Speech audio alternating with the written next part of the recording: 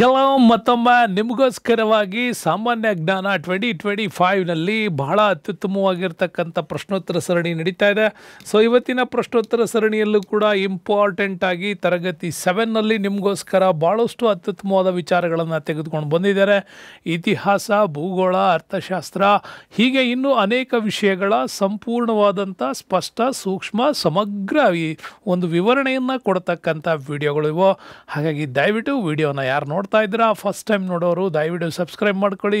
ನಿಮ್ಮೆಲ್ಲ ಸ್ನೇಹಿತರಿಗೂ ಕೂಡ ಈ ಚಾನಲ್ ಲಿಂಕ್ನ ಶೇರ್ ಮಾಡೋದ್ರ ಮುಖಾಂತರ ಬಹಳ ಅದ್ಭುತವಾದಂಥ ಪರೀಕ್ಷಾ ಒಂದು ನೀವೇನು ತಯಾರಿ ಮಾಡ್ತಾ ಇದ್ದೀರಾ ಅದಕ್ಕೆ ನಿಮಗಿದು ಸಹಾಯ ಆಗುತ್ತೆ ಅಂತ ಹೇಳ್ತಾ ಬನ್ನಿ. ಇವತ್ತಿನ ನಮ್ಮ ಈ ಸಾಮಾನ್ಯ ಜ್ಞಾನ 2025ನ ಮ್ಯಾಟ್ರಲ್ಲಿ ಇವತ್ತು ಏನೇನು ಮಾತಾಡಬಹುದು ಅಂತ ನಿಮಗೆ ಕ್ವಿಕ್ಕಾಗಿ ಒಂದು ಗ್ಲಾನ್ಸ್ ನೋಡ್ಕೊಂಡು ಬಂದರೆ ಗೊತ್ತಾಗುತ್ತೆ. ನೋಡ್ತಾ ಇರೋ ಚಿತ್ರಗಳು ನಿಮಗೆ ಬಹಳಷ್ಟು ರೀತಿಯ ವಿಷಯಗಳನ್ನು ಇವತ್ತು ಅದು ಹೇಳ್ಬೋದು.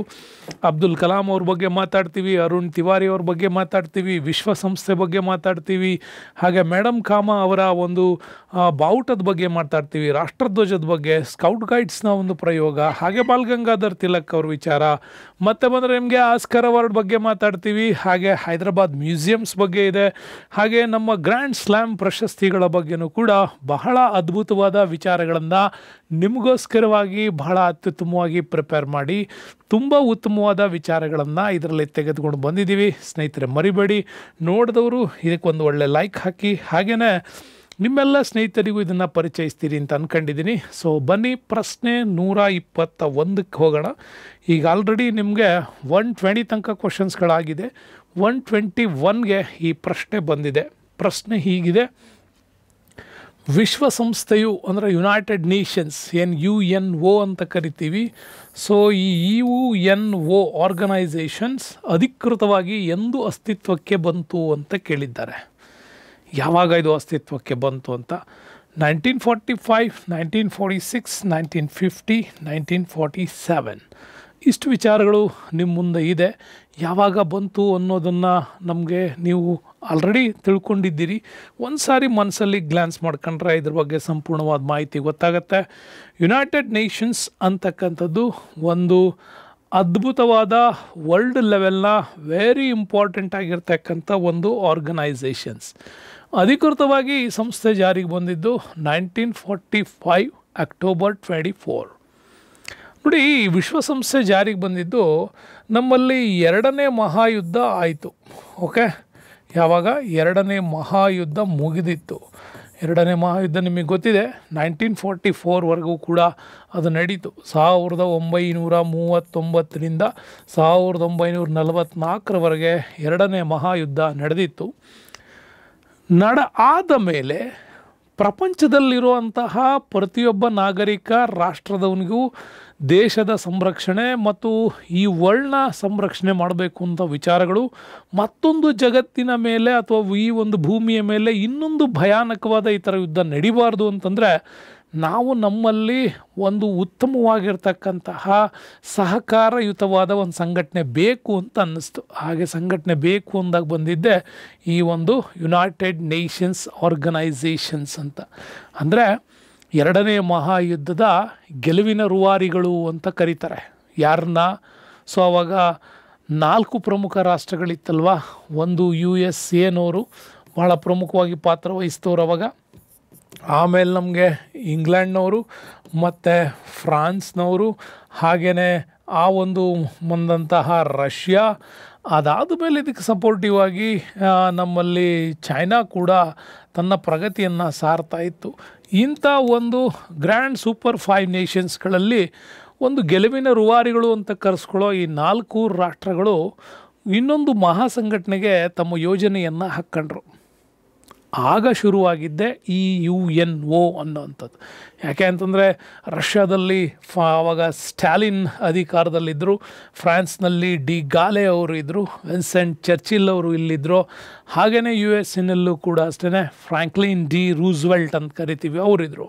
ಇವರೆಲ್ಲ ಸೇರ್ಕೊಂಡ್ಬಿಟ್ಟು ಭಾಳಷ್ಟು ಅಧಿವೇಶನಗಳು ನಡೆಸಿ ಕೊನೆಗೆ ಸ್ಯಾನ್ ಫ್ರಾನ್ಸಿಸ್ಕೋ ಅಧಿವೇಶನದಲ್ಲಿ ಈ ಒಂದು ಸಂಘಟನೆಯನ್ನು ಅಸ್ತಿತ್ವಕ್ಕೆ ತೆಕ್ಕೊಂಡು ಬಂದರು. ಸೊ ನಿಮಗೆ ಗೊತ್ತಿರಲಿ 1945 ಅಕ್ಟೋಬರ್ 24 ಏನಿದೆ ಇದು ವೆರಿ ಇಂಪಾರ್ಟೆಂಟ್ ಆಗಿರ್ತಕ್ಕಂಥ ಡೇಟ್ ಆಗುತ್ತೆ. ಇದರ ಕೇಂದ್ರ ಕಚೇರಿ ಎಲ್ಲಿದೆ ವಿಶ್ವಸಂಸ್ಥೆದು ಅಂದರೆ ನೆನ್ಪಿಟ್ಕೊಳ್ಳಿ, ಇಂಪಾರ್ಟೆಂಟು ನ್ಯೂಯಾರ್ಕ್ ನಗರದಲ್ಲಿದೆ. ಭಾಳ ಜನ ವಾಷಿಂಗ್ಟನ್ DC ಅಂದ್ಬಿಡ್ತೀರಾ, ಅದು ಅಲ್ಲ, ನ್ಯೂಯಾರ್ಕ್ ನಗರದಲ್ಲಿದೆ.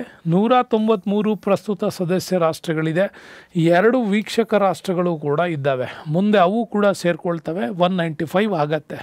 ಅಟ್ ಪ್ರೆಸೆಂಟ್ ಪ್ರಸ್ತುತ 193 ಇದೆ. ಓಕೆ, ಹಳೆ ಪುಸ್ತಕಗಳಲ್ಲಿ 191 ಸಿಗುತ್ತೆ ನಿಮಗೆ, 192 ಸಿಗುತ್ತೆ, 193 ಕೂಡ ಸಿಗುತ್ತೆ. ಸೊ 193 ಅಟ್ ಪ್ರೆಸೆಂಟ್ಸ್ ಇದ್ದಾವೆ. ಅಧಿಕೃತವಾಗಿ ವಿಶ್ವಸಂಸ್ಥೆಯಲ್ಲಿ ಮಾತಾಡಬಹುದಾದಂಥ ಭಾಷೆಗಳು ಅಂತಂದರೆ ನೋಡಿ, ಅರೇಬಿಕ್ ಮಾತಾಡ್ತಾರೆ, ಚೈನೀಸು, ಇಂಗ್ಲೀಷು, ಫ್ರೆಂಚು, ರಷ್ಯನ್ನು ಮತ್ತು ಸ್ಪ್ಯಾನಿಷ್. ಈ ಒಂದು 6 ಭಾಷೆಗಳನ್ನು ವಿಶ್ವಸಂಸ್ಥೆಯ ಅಧಿಕೃತ ಭಾಷೆಗಳು ಅಂತೇಳಿ ಘೋಷಣೆ ಮಾಡಲಾಗಿದೆ. ಇನ್ನಿದರ ಮುಖ್ಯ ಕಾರ್ಯದರ್ಶಿಯಾಗಿ ಆಂಟೋನಿಯೋ ಗುಟೆರಸ್, ನೆನ್ಪಿಟ್ಕೊಳ್ಳಿ, ಪೋರ್ಚುಗಲ್ ದೇಶದ 2ನೇ ಅವಧಿ ಕೂಡ ಇವರು ಆಯ್ಕೆಯಾಗಿದ್ದಾರೆ. ಆಂಟೋನಿಯೋ ಗುಟೆರಸ್ ಕೂಡ ವೆರಿ ಇಂಪಾರ್ಟೆಂಟ್ ಪರ್ಸನ್ಸ್. ಇವ್ರಿಗಂತ ಹಿಂದೆ ಬಾನ್ ಕಿ ಮೂನ್ ಇದ್ರು. ಅವಾಗ ಬಾನ್ ಕಿ ಮೂನ್ ಅವರ ಎದುರುಗಡೆ ಭಾರತದ ಶಶಿ ತರೂರ್ ಅವರು ಕೂಡ ಅವತ್ತು ಬಾನ್ ಕಿ ಮೂನ್ ಅವ್ರ ಎದುರುಗಡೆ ಸೋತಿದ್ದರಿಂದಾಗಿ ವಿಶ್ವಸಂಸ್ಥೆ ಮಹಾಕಾರ್ಯದರ್ಶಿ ಹುದ್ದೆ ಭಾರತಕ್ಕೆ ಬರಬೇಕಾಗಿದ್ದೊಂದು ತಪ್ಪೋಗಿತ್ತು. ಅದಾದಮೇಲೆ ಆಂಟೋನಿಯೋ ಗುಟೆರಸ್ ಈಗ 2ನೇ ಅವಧಿಯೂ ಕೂಡ ಇದ್ದಾರೆ. ಸೊ ಈ ಒಂದು ಒಪ್ಪಂದ 25 ಏಪ್ರಿಲ್ 1945 ಸ್ಯಾನ್ ಫ್ರಾನ್ಸಿಸ್ಕೋ ಸಮ್ಮೇಳನದಲ್ಲಿ ಈ ಒಂದು ವಿಚಾರಗಳಾಯಿತು. ನಿಮಗೆ ಓಲ್ಡೆಸ್ಟ್ ಬುಕ್ ತೆಗೆದ್ರೆ ಯಾಲ್ಟಾ ಸಮ್ಮೇಳನ ಅಂತ ಕೂಡ ಸಿಗುತ್ತೆ. ಅದು ಸ್ಯಾನ್ ಫ್ರಾನ್ಸಿಸ್ಕೋ ಸಮೀಪದ ಒಂದು ಪರ್ಟಿಕ್ಯುಲರ್ ರೀಸನ್ಸು ಅದನ್ನು ಅವ್ರು ಕೊಟ್ಟಿರ್ತಾರೆ. ಹಾಗಾಗಿ ಸ್ಯಾನ್ ಫ್ರಾನ್ಸಿಸ್ಕೋ ಸಮ್ಮೇಳನದಲ್ಲಿ ಈ 2ನೇ ಮಹಾಯುದ್ಧದ ಒಂದು ಕಹಿಯನ್ನು ಮರೆಯೋದಕ್ಕೋಸ್ಕರವಾಗಿ ಈ ಯುನೈಟೆಡ್ ನೇಷನ್ಸ್ ಆಫ್ ಆರ್ಗನೈಸೇಷನ್ಸನ್ನು ಜಾರಿಗೆ ತರಲಾಯಿತು. ಸೊ ಇದರಲ್ಲಿ 6 ಪ್ರಮುಖವಾಗಿರ್ತಕ್ಕಂಥ ಅಂಗಸಂಸ್ಥೆಗಳು ಕೆಲಸ ಮಾಡ್ತವೆ, ಅದು ನಿಮಗೆ ಗೊತ್ತಿದೆ. ಸೊ ಅದರಲ್ಲಿ ಜನರಲ್ ಅಸೆಂಬ್ಲಿ ನಮಗೆ ವೆರಿ ಇಂಪಾರ್ಟೆಂಟ್ ಆಗುತ್ತೆ. ಪ್ರತಿಯೊಂದು ದೇಶದಿಂದಲೂ ಕೂಡ ಅಂದರೆ 193 ದೇಶಗಳಿಂದ 5 ಜನ ಪ್ರತಿನಿಧಿಗಳನ್ನು ಒಂದು ಮತದಾನಕ್ಕಾಗಿ ಇವ್ರನ್ನ ಆಯ್ಕೆ ಮಾಡ್ತಾರೆ. ಪ್ರತಿ ಒಂದು ದೇಶಕ್ಕೆ 1 ವೋಟ್ ಇರ್ತದೆ, ಆದರೆ ಆಯ್ಕೆಯಾಗುವ ಪ್ರತಿನಿಧಿಗಳ ಸಂಖ್ಯೆ 5 ಇರ್ತದೆ. ಸೊ ಅದೇ ರೀತಿಯೂ ಕೂಡ ಭದ್ರತಾ ಸಮಿತಿ ಇರ್ತದೆ, ಸೆಕ್ಯೂರಿಟಿ ಕೌನ್ಸಿಲ್ಸ್ ಕೂಡ ವೆರಿ ಇಂಪಾರ್ಟೆಂಟು. ಇದರಲ್ಲಿ 5 ಕಾಯಂ ಪ್ಲಸ್ 10 ಹಂಗಾಮಿ ಕೂಡ ಇರ್ತವೆ. ಹಂಗಾಮಿ 2 ವರ್ಷಕ್ಕೊಂದು ಸಾರಿ ಹೊಸದಾಗಿ ಬರ್ತಾ ಇರ್ತಾರೆ, ಆದರೆ 5 ಮಾತ್ರ ಇವರು ಸೂಪರ್ 5 ಅವರೇ ಕೂಡ ಅಧಿಕೃತವಾಗಿ ಇರತಕ್ಕಂಥದ್ದು. ಈಗ ಅಂತಾರಾಷ್ಟ್ರೀಯ ಮಟ್ಟದಲ್ಲಿ ನಡೀತಾ ಇರುವಂಥ ಒಂದು ದೊಡ್ಡ ಚರ್ಚೆನೇ ಅದು ವಿಶ್ವಸಂಸ್ಥೆಯ ಭದ್ರತಾ ಸಮಿತಿಯ ಈ ಖಾಯಂ ಸದಸ್ಯತ್ವದ ರಾಷ್ಟ್ರಗಳನ್ನು 21ಕ್ಕೆ ಏರಿಸಬೇಕು ಅಂಥೇಳಿ ನಮಗೆ 2000ಇಂದನೂ ಕೂಡ ವಾದ ಮಾಡ್ತಾನೇ ಇದ್ದೀವಿ. ಅಟಲ್ಜಿ ಅವರು ವಿಶ್ವಸಂಸ್ಥೆಯಲ್ಲಿ ಭಾಷಣ ಮಾಡೋ ಸಂದರ್ಭದಿಂದನೂ ವಾದ ನಡೀತಾ ಇದೆ. ಈಗಲೂ ಕೂಡ ನರೇಂದ್ರ ಮೋದಿಯವ್ರ ಸರ್ಕಾರ ಬಂದರೂ ಕೂಡ ಈ ವಾದವನ್ನು ಅವರೇನು ಬಿಟ್ಟಿಲ್ಲ, ಅದು ಮುನ್ನಡೀತಾನೆ ಬರ್ತಾ ಇದೆ. ಇದು ನಿಮಗೆ ಗೊತ್ತಿರಲಿ, ವೆರಿ ಇಂಪಾರ್ಟೆಂಟ್ ಆಗಿರ್ತಕ್ಕಂಥ 6 ಅಂಗಗಳ ಬಗ್ಗೆ ಮುಂದೆ ನೆಕ್ಸ್ಟ್ ಬಂದ ವಿತ್ ಡೀಟೇಲ್ಸ್ ಕೂಡ ನಿಮ್ಗೆ ಅದ್ರ ಬಗ್ಗೆ ಹೇಳೋಣ. ನೆಕ್ಸ್ಟ್ ಕ್ವಶನ್ಸ್ ನೋಡಿ, ಸೂಪರ್ ಪ್ರಶ್ನೆ ಇದೆ ಇಲ್ಲಿ. ಏನಿದೆ ನೋಡಿ, unique identity authority of India ಅಂತ, ಅಂದರೆ ಆಧಾರ್ ಅಂತ ಏನು ಕರಿತೀವಲ್ಲ, ಅವರು ಕೊಡ್ತಕ್ಕಂಥ ಒಂದು ಇದು ಆಧಾರ್. ಇದರ ಮೊದಲ ಚೇರ್ಮನ್ ಪರ್ಸನ್ ಯಾರು, ಅಧ್ಯಕ್ಷತೆ ವಹಿಸಿದವರು ಯಾರು ಅಂತ ಕೇಳಿದ್ದಾರೆ. ನಂದನ್ ನೀಲೇಕಣಿ, ಅಜೀಂ ಪ್ರೇಮ್ಜಿ, ಆನಂದ್ ಮಹೀಂದ್ರ, ಫರಹಾ ಫಂಡಿ ಅಂತ ಕೂಡ 4 ಆಪ್ಷನ್ಸ್ ಇದೆ. ಇದರಲ್ಲಿ ಯಾರು ಇರ್ಬೋದು ಅಂತ ನೀವು ಯೋಚನೆ ಮಾಡಿದ್ರೆ ಅಷ್ಟೇನು ಕಷ್ಟ ಅಲ್ಲದೆ ಇರೋ ಪ್ರಶ್ನೆ ಇದು. ಸೊ ಪ್ರಶ್ನೆಗೆ ವೆರಿ ಇಂಪಾರ್ಟೆಂಟ್, ನಂದನ್ ನೀಲೇಕಣಿ ಅವರು ಈ ಯುನಿಕ್ ಐಡೆಂಟಿಟಿ ಅಥಾರಿಟಿ ಆಫ್ ಇಂಡಿಯಾದ ಮೊದಲ ಒಂದು ಅಧ್ಯಕ್ಷರಾಗಿಬಿಟ್ಟು ಬಹಳ ಅತ್ಯುತ್ತಮವಾಗಿ ಆ ಕೆಲಸವನ್ನು ನಿರ್ವಹಿಸ್ತಾ ಬಂದ್ರವರು. ಆ ಯುನಿಕ್ ಐಡೆಂಟಿಟಿ ಅಥಾರಿಟಿ ಬಗ್ಗೆ ನೀವು ನೋಡೋದಾದರೆ ನಂದನ್ ನೀಲೇಕಣಿ ಅವರು ಇದರ ಮೊದಲ ಅಧ್ಯಕ್ಷರಾಗಿದ್ದರು. ಈಗ ಪ್ರಸ್ತುತ ಯಾರಿದ್ದಾರೆ ಅಂತ ನೀವು ನೋಡೋದಾದರೆ ಪ್ರಸ್ತುತವಾಗಿ ಇದರ ನೀಲಕಂಠ ಮಿಶ್ರಾ ಅವರು ಅಟ್ ಪ್ರೆಸೆಂಟ್ ನಾನೇನೀಗ 2025 ಮಾಡ್ತಾ ಇದ್ದೀನಿ, ಹೇಳ್ತಾ ಇದ್ದೀನಿ, 2025 ಮಾರ್ಚ್ ಈಗ ಇರ್ತಕ್ಕಂಥವ್ರು ಇವರು ಯಾರು, ನೀಲಕಂಠ ಮಿಶ್ರಾ ಅವರು. ಮತ್ತು ಈ ವಿಡಿಯೋ ನೋಡಿ ನೆಕ್ಸ್ಟ್ ಹಂತದಲ್ಲ ಚೇಂಜ್ ಆಗ್ಬೋದು, ಮತ್ತು ಇವರೇ ಅಂತಲ್ಲ, ಅವಾಗ ನೀವು ನೋಡ್ಕೋಬೇಕಾಗತ್ತೆ. ನೀಲಕಂಠ ಮಿಶ್ರಾ ಅವರು.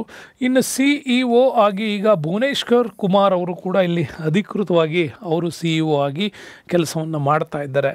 ಈ UIDAI ಇದು ಕೂಡ ಬಂದಿದ್ದು 2009ರಿಂದ ಅಧಿಕೃತವಾಗಿ ಇದನ್ನು ಜಾರಿಗೆ ತರಲಾಗಿತ್ತು.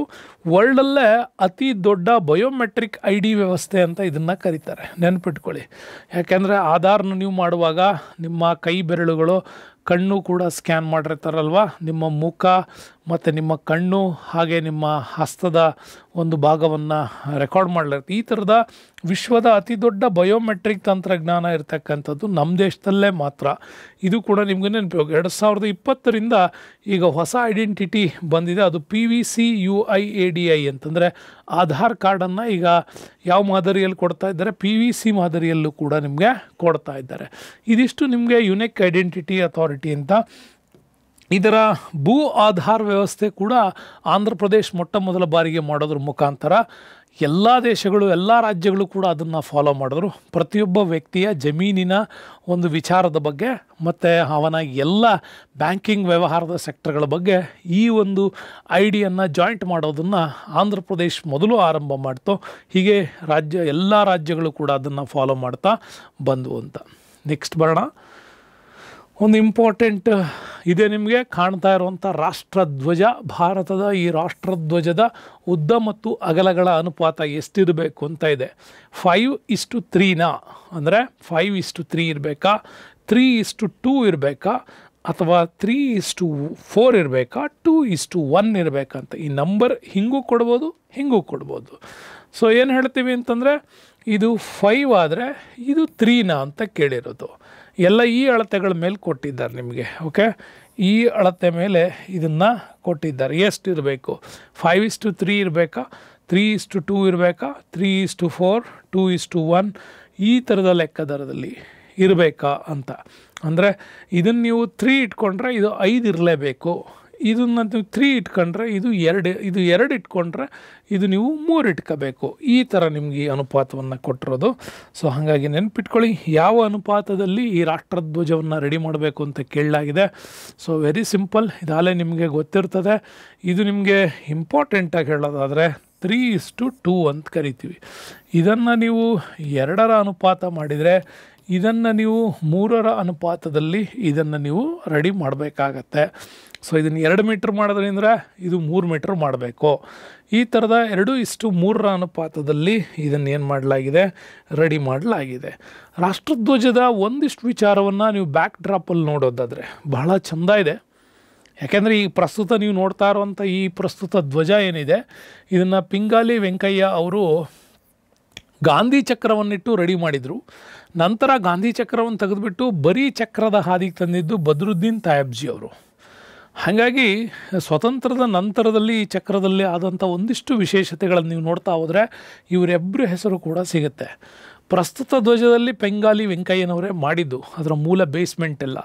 ಒಂಚೂರು ಗಾಂಧಿ ಚಕ್ರದ ಅಲುಗುಗಳನ್ನು ತೆಗೆದುಬಿಟ್ಟು ಅದನ್ನು ಕೇವಲ ಚಕ್ರದ ರೂಪಕ್ಕೆ ಬದ್ರುದ್ದೀನ್ ತಾಯಬ್ಜಿ ಅವರು ಅದನ್ನು ವಿನ್ಯಾಸಗೊಳಿಸ್ತಾರೆ. ಹಾಗಾಗಿ ವೆರಿ ಇಂಪಾರ್ಟೆಂಟ್, ಇದು ನೀವು ನೆನಪಿಟ್ಕೊಳ್ಳಿ. 1907ರಲ್ಲಿ ಭಾರತದಲ್ಲಿ ಮೊಟ್ಟ ಮೊದಲ ಬಾರಿಗೆ ಬಿಕಾಟ್ಜಿ ಖಾಮಾ ಅವರು ಜರ್ಮನಿಯ ಸ್ಟಟ್ಗಾರ್ಡ್ನಲ್ಲಿ ಈ ತ್ರಿವರ್ಣ ಧ್ವಜದ ಕಲ್ಪನೆಯನ್ನು ಮೊದಲ ಬಾರಿಗೆ ನಮ್ಗೆ ಅವ್ರು ತೋರಿಸ್ಕೊಟ್ರು. ನಮ್ಮ ಧ್ವಜದಲ್ಲಿ 3 ಬಣ್ಣಗಳ ಕಲ್ಪನೆ ಶುರುವಾಗಿದ್ದೇ ಬಿಕಾಟ್ಜಿ ಖಾಮಾ ಅವರಿಂದ. ಅದಾದ ನಂತರ ಭಾರತದ ಸ್ವತಂತ್ರದಲ್ಲಿ 1916ರ ವೇಳೆಗೆ ನೆನ್ಪಿಟ್ಕೊಳ್ಳಿ, 1916ರ ವೇಳೆಗೆ ಭಾರತದಲ್ಲಿ ಹೋಮ್ ರೂಲ್ ಲೀಗ್ ಮೂವ್ಮೆಂಟ್ ನಡೀತಾ ಇತ್ತು. ಹಾಗಾಗಿ ಇಂಥ ಹೋಮ್ ರೂಲ್ ಲೀಗ್ ಚಳುವಳಿ ನಡೆಯೋ ಸಂದರ್ಭದಲ್ಲಿ ತಿಲಕರು ಮತ್ತು ಅನಿ ಬೆಸೆಂಟ್ ಅವರು ಸೇರಿಬಿಟ್ಟು ಈ ಒಂದು ಮೇಡಮ್ ಖಾಮಾ ಅವರ ತ್ರಿವರ್ಣ ಧ್ವಜದ ಕಾನ್ಸೆಪ್ಟನ್ನು ಸ್ವಲ್ಪ ಬದಲಾಯಿಸಿದರು.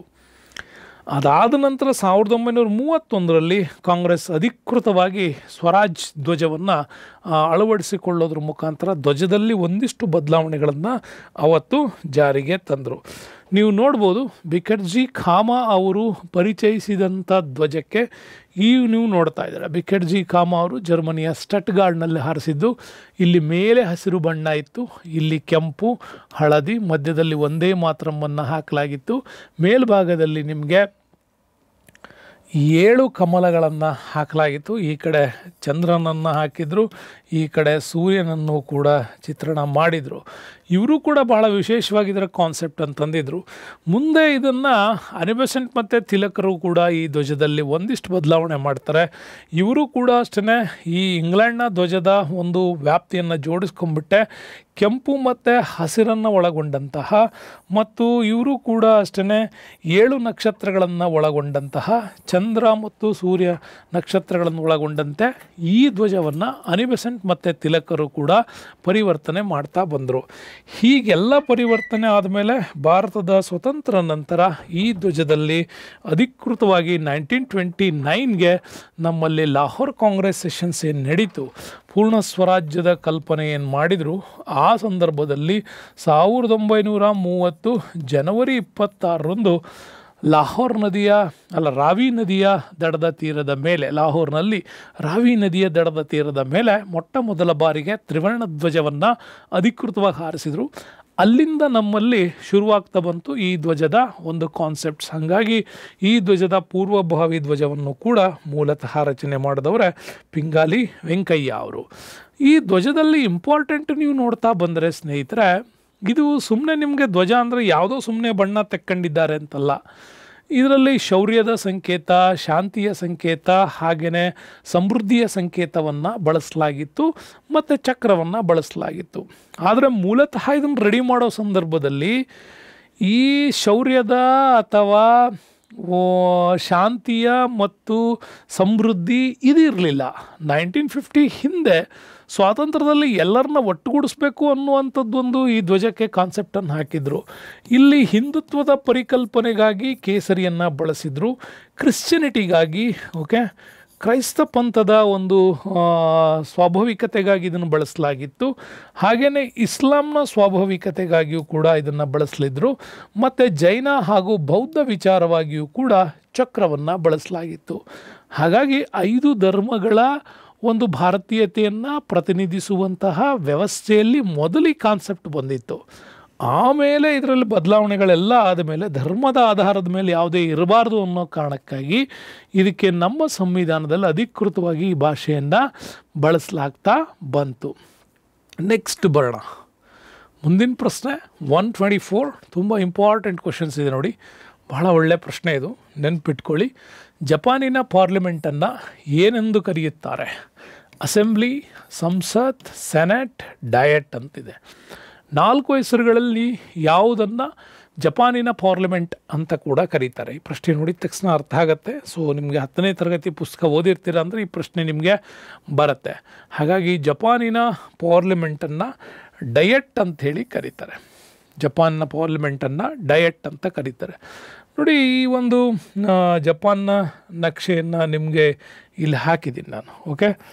ಜಪಾನ್ನ ಈ ಒಂದು ನಕ್ಷೆ. ಈ ನಕ್ಷೆ ಯಾಕೆ ನಾವು ನೋಡಬೇಕು ಅಂತಂದರೆ, ಬಹಳಷ್ಟು ವಿಚಾರಗಳು ನಮ್ಮಲ್ಲಿ ಜನರಿಗೆ ಸ್ವಲ್ಪ ಮಕ್ಕಳಿಗೆ ಇದರದ ಅರಿವು ಇರೋದಿಲ್ಲ. ಇದನ್ನು ನೀವು ಚೆನ್ನಾಗಿ ಅರ್ಥ ಮಾಡ್ಕೊಳ್ಬೇಕು. ಏನಾಗಿದೆ ನೋಡಿ, ಜಪಾನಿನ ಪೂರ್ವ ಭಾಗಕ್ಕೆ ನಮಗೆ ಪೆಸಿಫಿಕ್ ಮಹಾಸಾಗರ ಬರುತ್ತೆ. ಪೆಸಿಫಿಕ್ ಮಹಾಸಾಗರ. ಇನ್ನು ಈ ಕಡೆ ಬಂದರೆ ಜಪಾನ್ ಸಮುದ್ರ ಅಂತಲೇ ಕರಿತೀವಿ, ಇದಿದೆ. ಇದೇ ಜಪಾನ್ನ ಉತ್ತರ ಭಾಗಕ್ಕೆ ರಷ್ಯಾದ ಬಾರ್ಡರ್ ಬರುತ್ತೆ.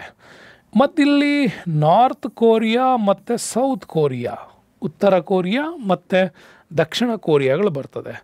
ನಮ್ಗೆ ಇಲ್ಲಿ ಕೂಡ ಇನ್ನೂ ಕೆಳಗೆ ಹೋದರೆ ಇಲ್ಲಿ ಫಿಲಿಪೈನ್ಸ್ ಸಮುದ್ರ ಅಂತ ಕರಿತೀವಿ. ಆಮೇಲೆ ದಕ್ಷಿಣ ಚೀನಾ ಸಮುದ್ರದಲ್ಲಿ ಈಸ್ಟ್ ಚೀನಾ ಸಮುದ್ರ ಅಂತಲೂ ಕೂಡ ಕರಿತೀವಿ. ಹೀಗೆ ಜಪಾನ್ನ ಸುತ್ತಲೂ ಕೂಡ ಅಳವಡಿಸಿಕೊಂಡಿರೋದು ನಮಗೆ ಕಂಡು ಬರ್ತದೆ. ನೋಡಿ, ಮೇಲ್ಭಾಗದಲ್ಲಿ ರಷ್ಯಾದ ಬಾರ್ಡರ್ಸ್ ಇದೆ, ಇಲ್ಲಿ ನಮಗೆ ನಾರ್ತ್ ಕೊರಿಯಾ ಇದೆ, ಸೌತ್ ಕೊರಿಯಾ ಇದೆ, ಮತ್ತು ಈ ಕಡೆ ಬಂದರೆ ನಿಮಗೆ ಥೈಲ್ಯಾಂಡ್ ಭಾಗಗಳು ಸಿಗ್ತವೆ, ಮತ್ತು ಇಲ್ಲಿ ಫಿಲಿಪೈನ್ಸ್, ಜಾವಾ, ಸುಮಾತ್ರಗಳು ಸಿಗ್ತವೆ. ಇಲ್ಲಿ ಫಿಲಿಪೈನ್ಸ್ ಸಿ ಇದೆ, ಇಲ್ಲಿ ನಾರ್ತ್ ಪೆಸಿಫಿಕ್ಸ್ ಇದೆ. ಇದ್ರ ಮಧ್ಯದಲ್ಲಿ ಕಂಡು ಬರೋದೆ ನಮಗೆ ಇದು 1945 ನಿಮಗೆ ಆಗಸ್ಟ್ 6 and 9 ಗೊತ್ತಿದೆ. ಹಿರೋಶಿಮಾ ಅಂಡ್ ನಾಗಸಾಕಿ ಮಾಡಿದಾಗ ಮಧ್ಯದ 2 ಪೂರ್ಣ ಹಾಳಾಗಿ ಹೋಗಿತ್ತು ಐಲ್ಯಾಂಡ್ಸ್ಗಳು. ಈಗಲೂ ಕೂಡ ಇರುವ ಒಂದು 6 ಐಲ್ಯಾಂಡ್ಸ್ಗಳಲ್ಲಿ 2 ಇಲ್ಲ, ಇನ್ನು 4 ಐಲ್ಯಾಂಡ್ಸ್ಗಳಲ್ಲೇ ಅವರು ಅತ್ಯುತ್ತಮವಾಗಿರ್ತಕ್ಕಂಥ ಅಭಿವೃದ್ಧಿಯನ್ನು ಸಾಧಿಸ್ತಾ ಬಂದಿದ್ದಾರೆ. ಹಾಗಾಗಿ ಜಪಾನೀಸ್ ಭಾಷೆಯನ್ನು ಮಾತಾಡ್ತಕ್ಕಂಥವ್ರು ಇನ್ ಕರೆನ್ಸಿಯನ್ನು ಇಟ್ಕೊಂಡ್ಬಿಟ್ಟು ಜಗತ್ತಲ್ಲಿ ಅತ್ಯುತ್ತಮ ಒಂದು ತಾಂತ್ರಿಕತೆಯನ್ನು ಬೆಳೆಸ್ಕೊಂಡು ಬರ್ತಾ ಇದ್ದಾರೆ. ಜೊತೆಗೆ ಈ ದೇಶದಲ್ಲಿ ಯಾವಾಗಲೂ ಕೂಡ ಒಂದು ಇತ್ತೀಚೆಗೆ ಕರೆಂಟ್ ಅಫೇರ್ಸ್ ನಾವು ನೋಡೋದಾದರೆ, ಜಪಾನ್ನ ಜನಸಂಖ್ಯಾ ನೀತಿಯಲ್ಲಿ ಬಹಳಷ್ಟು ರೀತಿಯಾಗಿರ್ತಕ್ಕಂಥ ಮೈನಸ್ ಬರ್ತ್ ರೇಟಿಗೆ ಹೋಗಿರ್ತಕ್ಕಂಥದ್ದು. ಅಂದರೆ ಮುದಿಹಡ್ರ ದೇಶ ಅಂತ ಕರಿತೀವಿ ನಾವು ಯಾವಾಗಲೂ ನಾವು ಮಾತಾಡುವಾಗ. ಅಂದರೆ ಅತಿ ಹೆಚ್ಚು ವಯಸ್ಸಾದವರ ಸಂಖ್ಯೆ ಇಲ್ಲಿ ಜಾಸ್ತಿ ಕಂಡು ಬರುತ್ತೆ. ಓಕೆ, ಯಾಕೆಂದರೆ 50ರಿಂದ ಡೆಡ್ ಎಂಡ್ವರೆಗೆ ಇರ್ತಕ್ಕಂಥ ಜನಸಂಖ್ಯೆ ಇಲ್ಲಿ ಜಾಸ್ತಿ. ಮಕ್ಕಳ ಸಂಖ್ಯೆ ತುಂಬ ಕಡಿಮೆ ಇದೆ, ಬಹಳ ಮೈನಸ್ಗೆ ಹೋಗಿದೆ. ಯುವಕರ ಸಂಖ್ಯೆನೂ ಕೂಡ ಅಲ್ಲಿ ಆಟೋಮ್ಯಾಟಿಕ್ಲಿ ಕಡಿಮೆ ಆಗುತ್ತೆ. ಹಾಗಾಗಿ ಕಾರಣ ಏನು ಅಂತ ನೋಡಿದ್ರೆ ಅತ್ಯಂತ ಹೆಚ್ಚಿನ ಅಭಿವೃದ್ಧಿ, ಹೆಚ್ಚಿನ ಸಂಬಳ, ಹಾಗಾಗಿ ಮಕ್ಕಳನ್ನು ಪಡಿಬೇಕು ಅನ್ನುವಂಥ ಇಚ್ಛೆ ಕಡಿಮೆ ಆಗ್ತಾ ಇರೋದು, ಮತ್ತು ಆ ಒಂದು ಪ್ರೆಗ್ನೆನ್ಸಿ ಮತ್ತು ಕ್ಯಾರಿಯರು ಮತ್ತು ಆ ಒಂದು ಹೋಮ್ಲಿ ಅಟ್ಮಾಸ್ಫಿಯರಲ್ಲಿ ಭಾಳಷ್ಟು ಮಾಡರ್ನೈಸೇಷನ್ಸ್ ಬಂದಿರೋದ್ರಿಂದಾಗಿ ಈ ಥರದ ಒಂದು ಜನಸಂಖ್ಯಾ ನೀತಿಯ ಮೈನಸ್ ಲೆವೆಲ್ಗೆ ಹೋಗಿರೋದು ನಮಗೆ ಕಂಡು ಬರ್ತದೆ. ಜಪಾನು, ನಾರ್ವೆ ಈ ದೇಶಗಳೆಲ್ಲ. ಹಾಗಾಗಿ ಜಪಾನ್ ಭಾಳ ಅತ್ಯುತ್ತಮವಾದ ಅಭಿವೃದ್ಧಿ ಹೊಂದ್ತಾ ಇದ್ರೂ ಕೂಡ ಮುಂದೊಂದು ದಿನ ಆ ದೇಶಕ್ಕೆ ಅದು ಮಾರಕ ಆಗತ್ತೆ ಅಂತ ಕೂಡ ಹೇಳ್ತೀವಿ. ಓಕೆ, ಅಲ್ಲಿ ನಿಮಗೆ ಇಂಪಾರ್ಟೆಂಟಾಗಿ ಅದನ್ನು ತಿಳ್ಕೋಬೇಕಾಗತ್ತೆ. ಕೆಲವೊಂದು ದೇಶಗಳ ಕೆಲವೊಂದು ಸಂಸತ್ಗಳ ಬಗ್ಗೆ ಮಾತಾಡಿದರೆ, ಭಾರತ ಸಂಸತ್ ಅಥವಾ ಪಾರ್ಲಿಮೆಂಟ್ ಏನು ಕರಿತೀವಿ ಅದನ್ನು ಹೊಂದಿರತಕ್ಕಂಥದ್ದು. ಪಾಕಿಸ್ತಾನದ ಅಕ್ಕಪಕ್ಕ ರಾಷ್ಟ್ರಗಳದ್ದು ನಾವು ಚೆನ್ನಾಗಿ ತಿಳ್ಕೋಬೇಕು. ಆಮೇಲೆ ಸಾಮಾನ್ಯವಾಗಿ ಸಾಮಾನ್ಯ ಜ್ಞಾನಗಳು ಇಲ್ಲೇ ಕರೆಂಟ್ ಅಫೇರ್ಸ್ಗಳಿಗೆ ಲಿಂಕ್ ಮಾಡ್ಕೊಂಡು ಬರ್ತಾ ಇರ್ತವೆ. ಹಾಗಾಗಿ ಪಾಕಿಸ್ತಾನದನ್ನು ಮಜ್ಲಿಸ್ ಎ ಶುರಾ ಅಂತೇಳಿ ಕೂಡ ಕರೀತಾರೆ. ನೇಪಾಳದಲ್ಲಿ ಲೆಜಿಸ್ಲೇಚರ್ ಪಾರ್ಲಿಮೆಂಟ್ ಅಂತ ಕೂಡ ಕರಿತೀವಿ. ಶ್ರೀಲಂಕಾವನ್ನು ಪಾರ್ಲಿಮೆಂಟುವಾ ಅಂತ ಕೂಡ ಕರೀತಾರೆ. ಬಾಂಗ್ಲಾದೇಶದಲ್ಲಿ ಜಾತೀಯ ಸಂಸತ್ ಅಂತ ಕೂಡ ಕರೀತಾರೆ. ಮಯನ್ಮಾರನ್ನು ಅಸೆಂಬ್ಲಿ ಆಫ್ ಯೂನಿಯನ್ ಅಂತ ಕರೀತಾರೆ. ಚೀನಾವನ್ನು ನ್ಯಾಷನಲ್ ಪೀಪಲ್ಸ್ ಕಾಂಗ್ರೆಸ್ ಅಂತ ಕೂಡ ಕರೀತಾರೆ. ರಷ್ಯಾದಲ್ಲಿ ಡ್ಯೂಮಾ ಅಂತ ಕರೀತಾರೆ. ಇದು ನೆನ್ಪಿಟ್ಕೊಳ್ಳಿ, ಭಾಳ ಸರಿ ಎಕ್ಸಾಮ್ಸಿಗೆ ಬಂದಿದೆ. ರಷ್ಯಾದ ಸಂಸತ್ತನ್ನು ಡ್ಯೂಮಾ ಅಂತ ಕೂಡ ಕರೀತಾರೆ ಅನ್ನೋದು. ಇದು ನಿಮಗೆ ಇಂಪಾರ್ಟೆಂಟಾಗಿ ರಷ್ಯಾದ ಬಿಗ್ಗೆಸ್ಟ್ ಪಾರ್ಟಿಗಳ ಬಗ್ಗೆ ಮಾತಾಡ್ತೀವಲ್ವ ನಾವು, ಮೆನ್ಶೆವಿಕ್ಕು ಮತ್ತು ಬೋಲ್ಶೆವಿಕ್ಕು. ಈ ಎರಡೇ ಪಾರ್ಟಿಗಳು ಇಲ್ಲಿ ಸಂಸತ್ತನ್ನು ಒಂದು ಪ್ರದೇಶವನ್ನು ಮಾಡ್ತವೆ. ಯಾಕೆ ಅಂತಂದರೆ ಆ ದೇಶದ ಆರಂಭಿಕ ಹಂತದಲ್ಲಿ ಕಟ್ಟಿರತಕ್ಕಂಥ 2 ಬೃಹತ್ ಪಕ್ಷಗಳೇ ಇವತ್ತು ಕೂಡ ದ್ವಿಪಕ್ಷ ಪದ್ಧತಿಯಲ್ಲಿ ರಷ್ಯಾ ತುಂಬಾ ಡೆವಲಪ್ಮೆಂಟ್ಸನ್ನು ಸಾಧಿಸ್ತಾ ಇದೆ ಅದು. ಓಕೆ, ಇದು ನಿಮಗೆ ಗೊತ್ತಾಯಿತು. ನೆಕ್ಸ್ಟ್ ಪ್ರಶ್ನೆ ಬೇಡ, 125 125ನೇ ಪ್ರಶ್ನೆ ತುಂಬ ಚೆನ್ನಾಗಿದೆ ನೋಡಿ. ಈ ಕೆಳಗಿನ ರಾಜ್ಯಗಳಲ್ಲಿ ಯಾವುದರ ಅಧಿಕೃತ ಆಡಳಿತ ಭಾಷೆ ಇಂಗ್ಲೀಷನ್ನು ಬಳಸ್ತಾರೆ? ಈ ಕೆಳಗಿನ ಯಾವ ರಾಜ್ಯದಲ್ಲಿ ಇಂಗ್ಲೀಷನ್ನು ಅಧಿಕೃತ ಭಾಷೆಯಾಗಿ ಬಳಸ್ತಾರೆ ಅಂತ? ಮಣಿಪುರ, ನಾಗಾಲ್ಯಾಂಡ್, ಕರ್ನಾಟಕ, ಆಂಧ್ರ ಪ್ರದೇಶ್. ಕರ್ನಾಟಕದಲ್ಲಂತೂ ಬಳಸಲ್ಲ, ಗೊತ್ತಿದೆ. ಆಂಧ್ರದಲ್ಲೂ ಬೇಡ. ಇನ್ನು ಮಣಿಪುರ, ನಾಗಾಲ್ಯಾಂಡ್ಸ್ ಬಗ್ಗೆ ನೀವು ಕೂಡ ಮಾತಾಡ್ತೀವಿ. ಯಾಕೆ ಅಂತಂದರೆ 7 ಸಿಸ್ಟರ್ಸ್ ಅಂತ ಏನು ಕರಿತೀವಿ, ಈ ಒಂದು ರಾಜ್ಯಗಳು ನಮಗೆ ಬರ್ತಾವಿಲ್ಲಿ. ಓಕೆ, ಇಲ್ಲಿ ಅರುಣಾಚಲ ಪ್ರದೇಶ ನಾವು ಹೇಳ್ತೀವಿ. ಸೊ ಹಾಗೆಯೇ ಮಣಿಪುರ ಹೇಳ್ತೀವಿ, ನಾಗಾಲ್ಯಾಂಡ್ ಹೇಳ್ತೀವಿ. ಓಕೆ, ದೆನ್ ಮಿಜೋರಾಮ್ ಹೇಳ್ತೀವಿ, ದೆನ್ ತ್ರಿಪುರ ಹೇಳ್ತೀವಿ, ಇಲ್ಲಿ ಅಸ್ಸಾಂ ಹೇಳ್ತೀವಿ, ಇಲ್ಲಿ ಮೇಘಾಲಯ ಕೂಡ ಹೇಳ್ತೀವಿ. ಈ ಒಂದು ಭಾಗವನ್ನೇ ನಮ್ಮಲ್ಲಿ ಈ ಬಾರ್ಡರನ್ನು ಸಾಮಾನ್ಯವಾಗಿ ಚಿಕನ್ ನೆಕ್ ಅಂತ ಕೂಡ ಕರೀತಾರೆ. ಚಿಕನ್ ನೆಕ್ ಅಂತ ಕೂಡ ಇದನ್ನು ಕರೀತಾರೆ. ಭಾಳಷ್ಟು ಭದ್ರತೆಯನ್ನು ಇಲ್ಲಿ ನಾವು ಕೊಡಬೇಕಾಗತ್ತೆ. ಈ 7 ಸಿಸ್ಟರ್ಸ್ಗಳ ಕಲ್ಪನೆಗೋಸ್ಕರ ಇವುಗಳನ್ನು ಭಾರತಕ್ಕೆ ಉಳಿಸ್ಕೋಬೇಕು ಅಂದರೆ ಇವುಗಳಿಗೆ ತುಂಬ ಪ್ರೊಟೆಕ್ಷನ್ಸ್ ಕೊಡಬೇಕು. ಯಾಕೆ ಅಂತಂದರೆ ಈ ಭಾಗದಲ್ಲಿ ನಮಗೆ ಭೂತಾನ್ ದೇಶ ಬರುತ್ತೆ, ಇಲ್ಲಿ ನೇಪಾಳ ಬರುತ್ತೆ, ಮತ್ತು ಈ ಮಧ್ಯಭಾಗದಲ್ಲಿ ಚೈನಾದ ಬಾರ್ಡರ್ಗಳು ಕೂಡ ಬರ್ತಾವೆ ನಮಗಿಲ್ಲಿ, ಮತ್ತು ಈ ಕಡೆ ಮಯನ್ಮಾರ್. ಓಕೆ, ಮಯನ್ಮಾರ್ ಬಾರ್ಡರ್ ಕೂಡ ಬರ್ತದೆ. ಇನ್ನು ಮತ್ತು ಇಲ್ಲಿ ನಮಗೆ ಬಾಂಗ್ಲಾದೇಶದ ಬಾರ್ಡರ್ ಕೂಡ ಬರುತ್ತೆ. ಸೊ ಹಾಗಾಗಿ ಭಾಳಷ್ಟು ರಾಷ್ಟ್ರಗಳ ಬಾರ್ಡರ್ಸ್ಗಳು ಇಲ್ಲೇ ನಮಗೆ ಬರೋದ್ರಿಂದಾಗಿ ಹೆಚ್ಚಿನ ಪ್ರೊಟೆಕ್ಷನ್ಸನ್ನು ಕೊಡಬೇಕಾಗತ್ತೆ. ಹಾಗಾಗಿ ಇಲ್ಲಿ ನಮಗೆ BSF ಈ ಭಾಗವನ್ನು ಚೆನ್ನಾಗಿ ಪ್ರೊಟೆಕ್ಟೆಡ್ ಮಾಡುತ್ತೆ.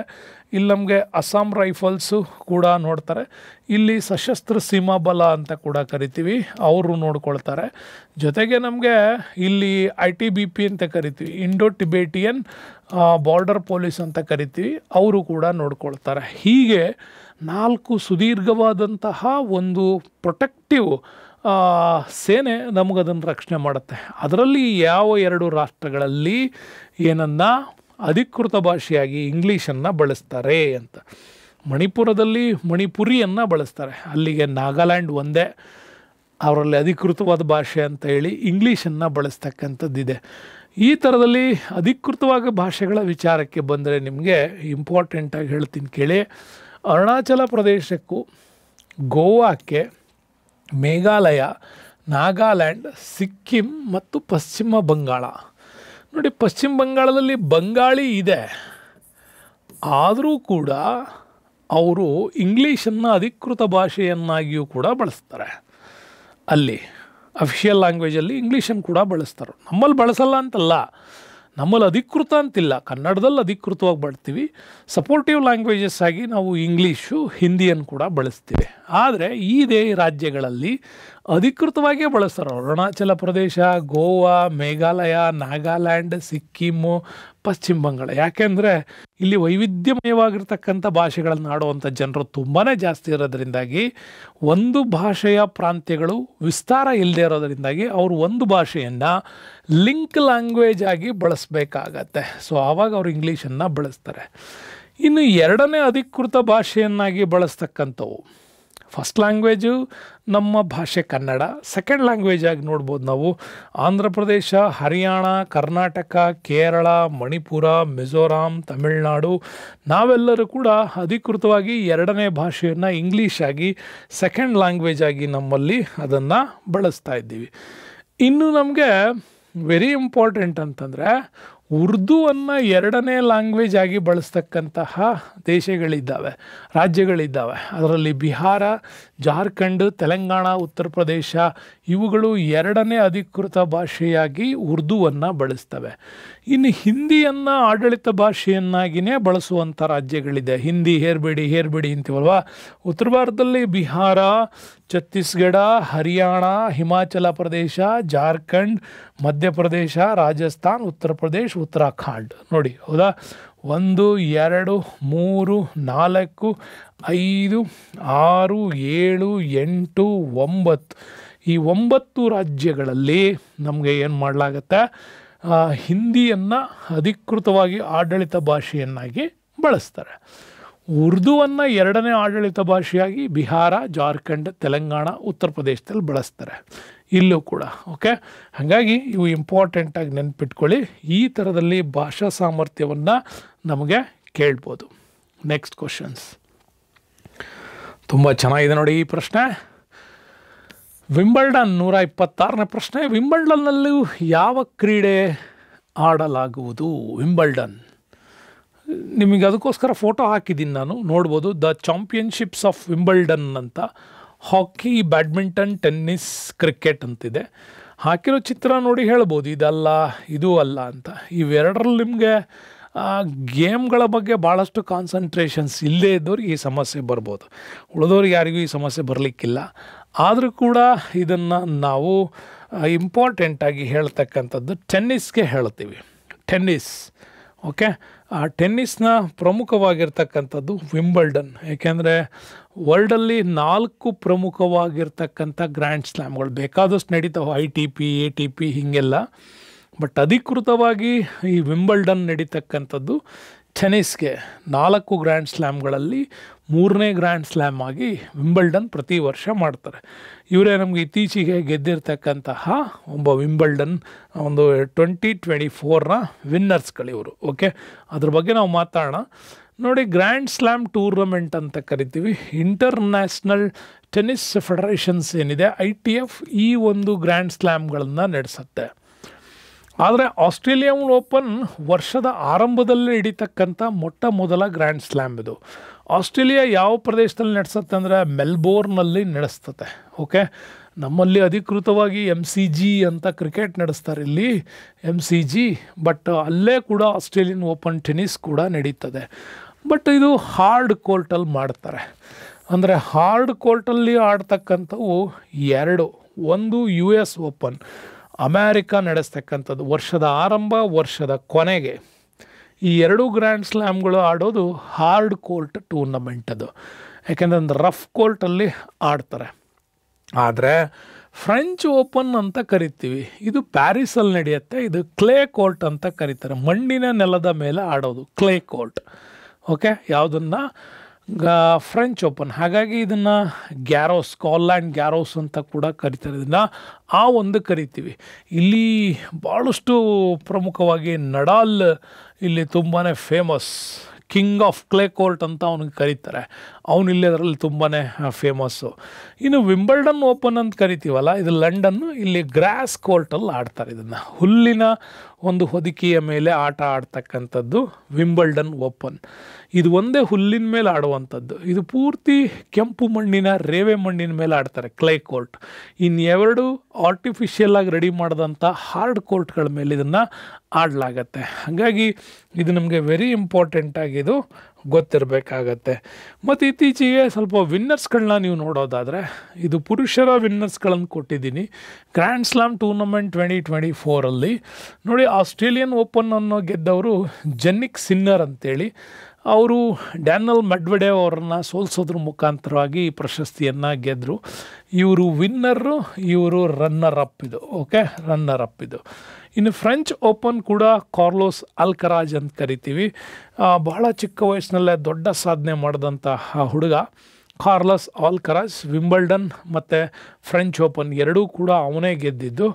ಸೊ ನೆನ್ಪಿಡ್ಬೋದು, ಇಲ್ಲಿ ಅಲೆಕ್ಸಾಂಡರ್ ಜರ್ವಿವ್ ಅವ್ರನ್ನ ಸೋಲಿಸಿದ್ರು, ಇಲ್ಲಿ ನೊವಾಕ್ ಜಾಕೋವಿಕ್ ಅವ್ರನ್ನ ಸೋಲಿಸೋದ್ರ ಮುಖಾಂತರ ಫ್ರೆಂಚ್ ಮತ್ತು ಗ್ರ್ಯಾಂಡ್ ಸ್ಲ್ಯಾಮ್, ಫ್ರೆಂಚ್ ಓಪನ್ ಮತ್ತು ವಿಂಬಲ್ಡನ್ ಗ್ರ್ಯಾಂಡ್ ಸ್ಲ್ಯಾಮನ್ನು ಈ ಅಲ್ಕರಾಜ್ ಗೆದ್ದರು.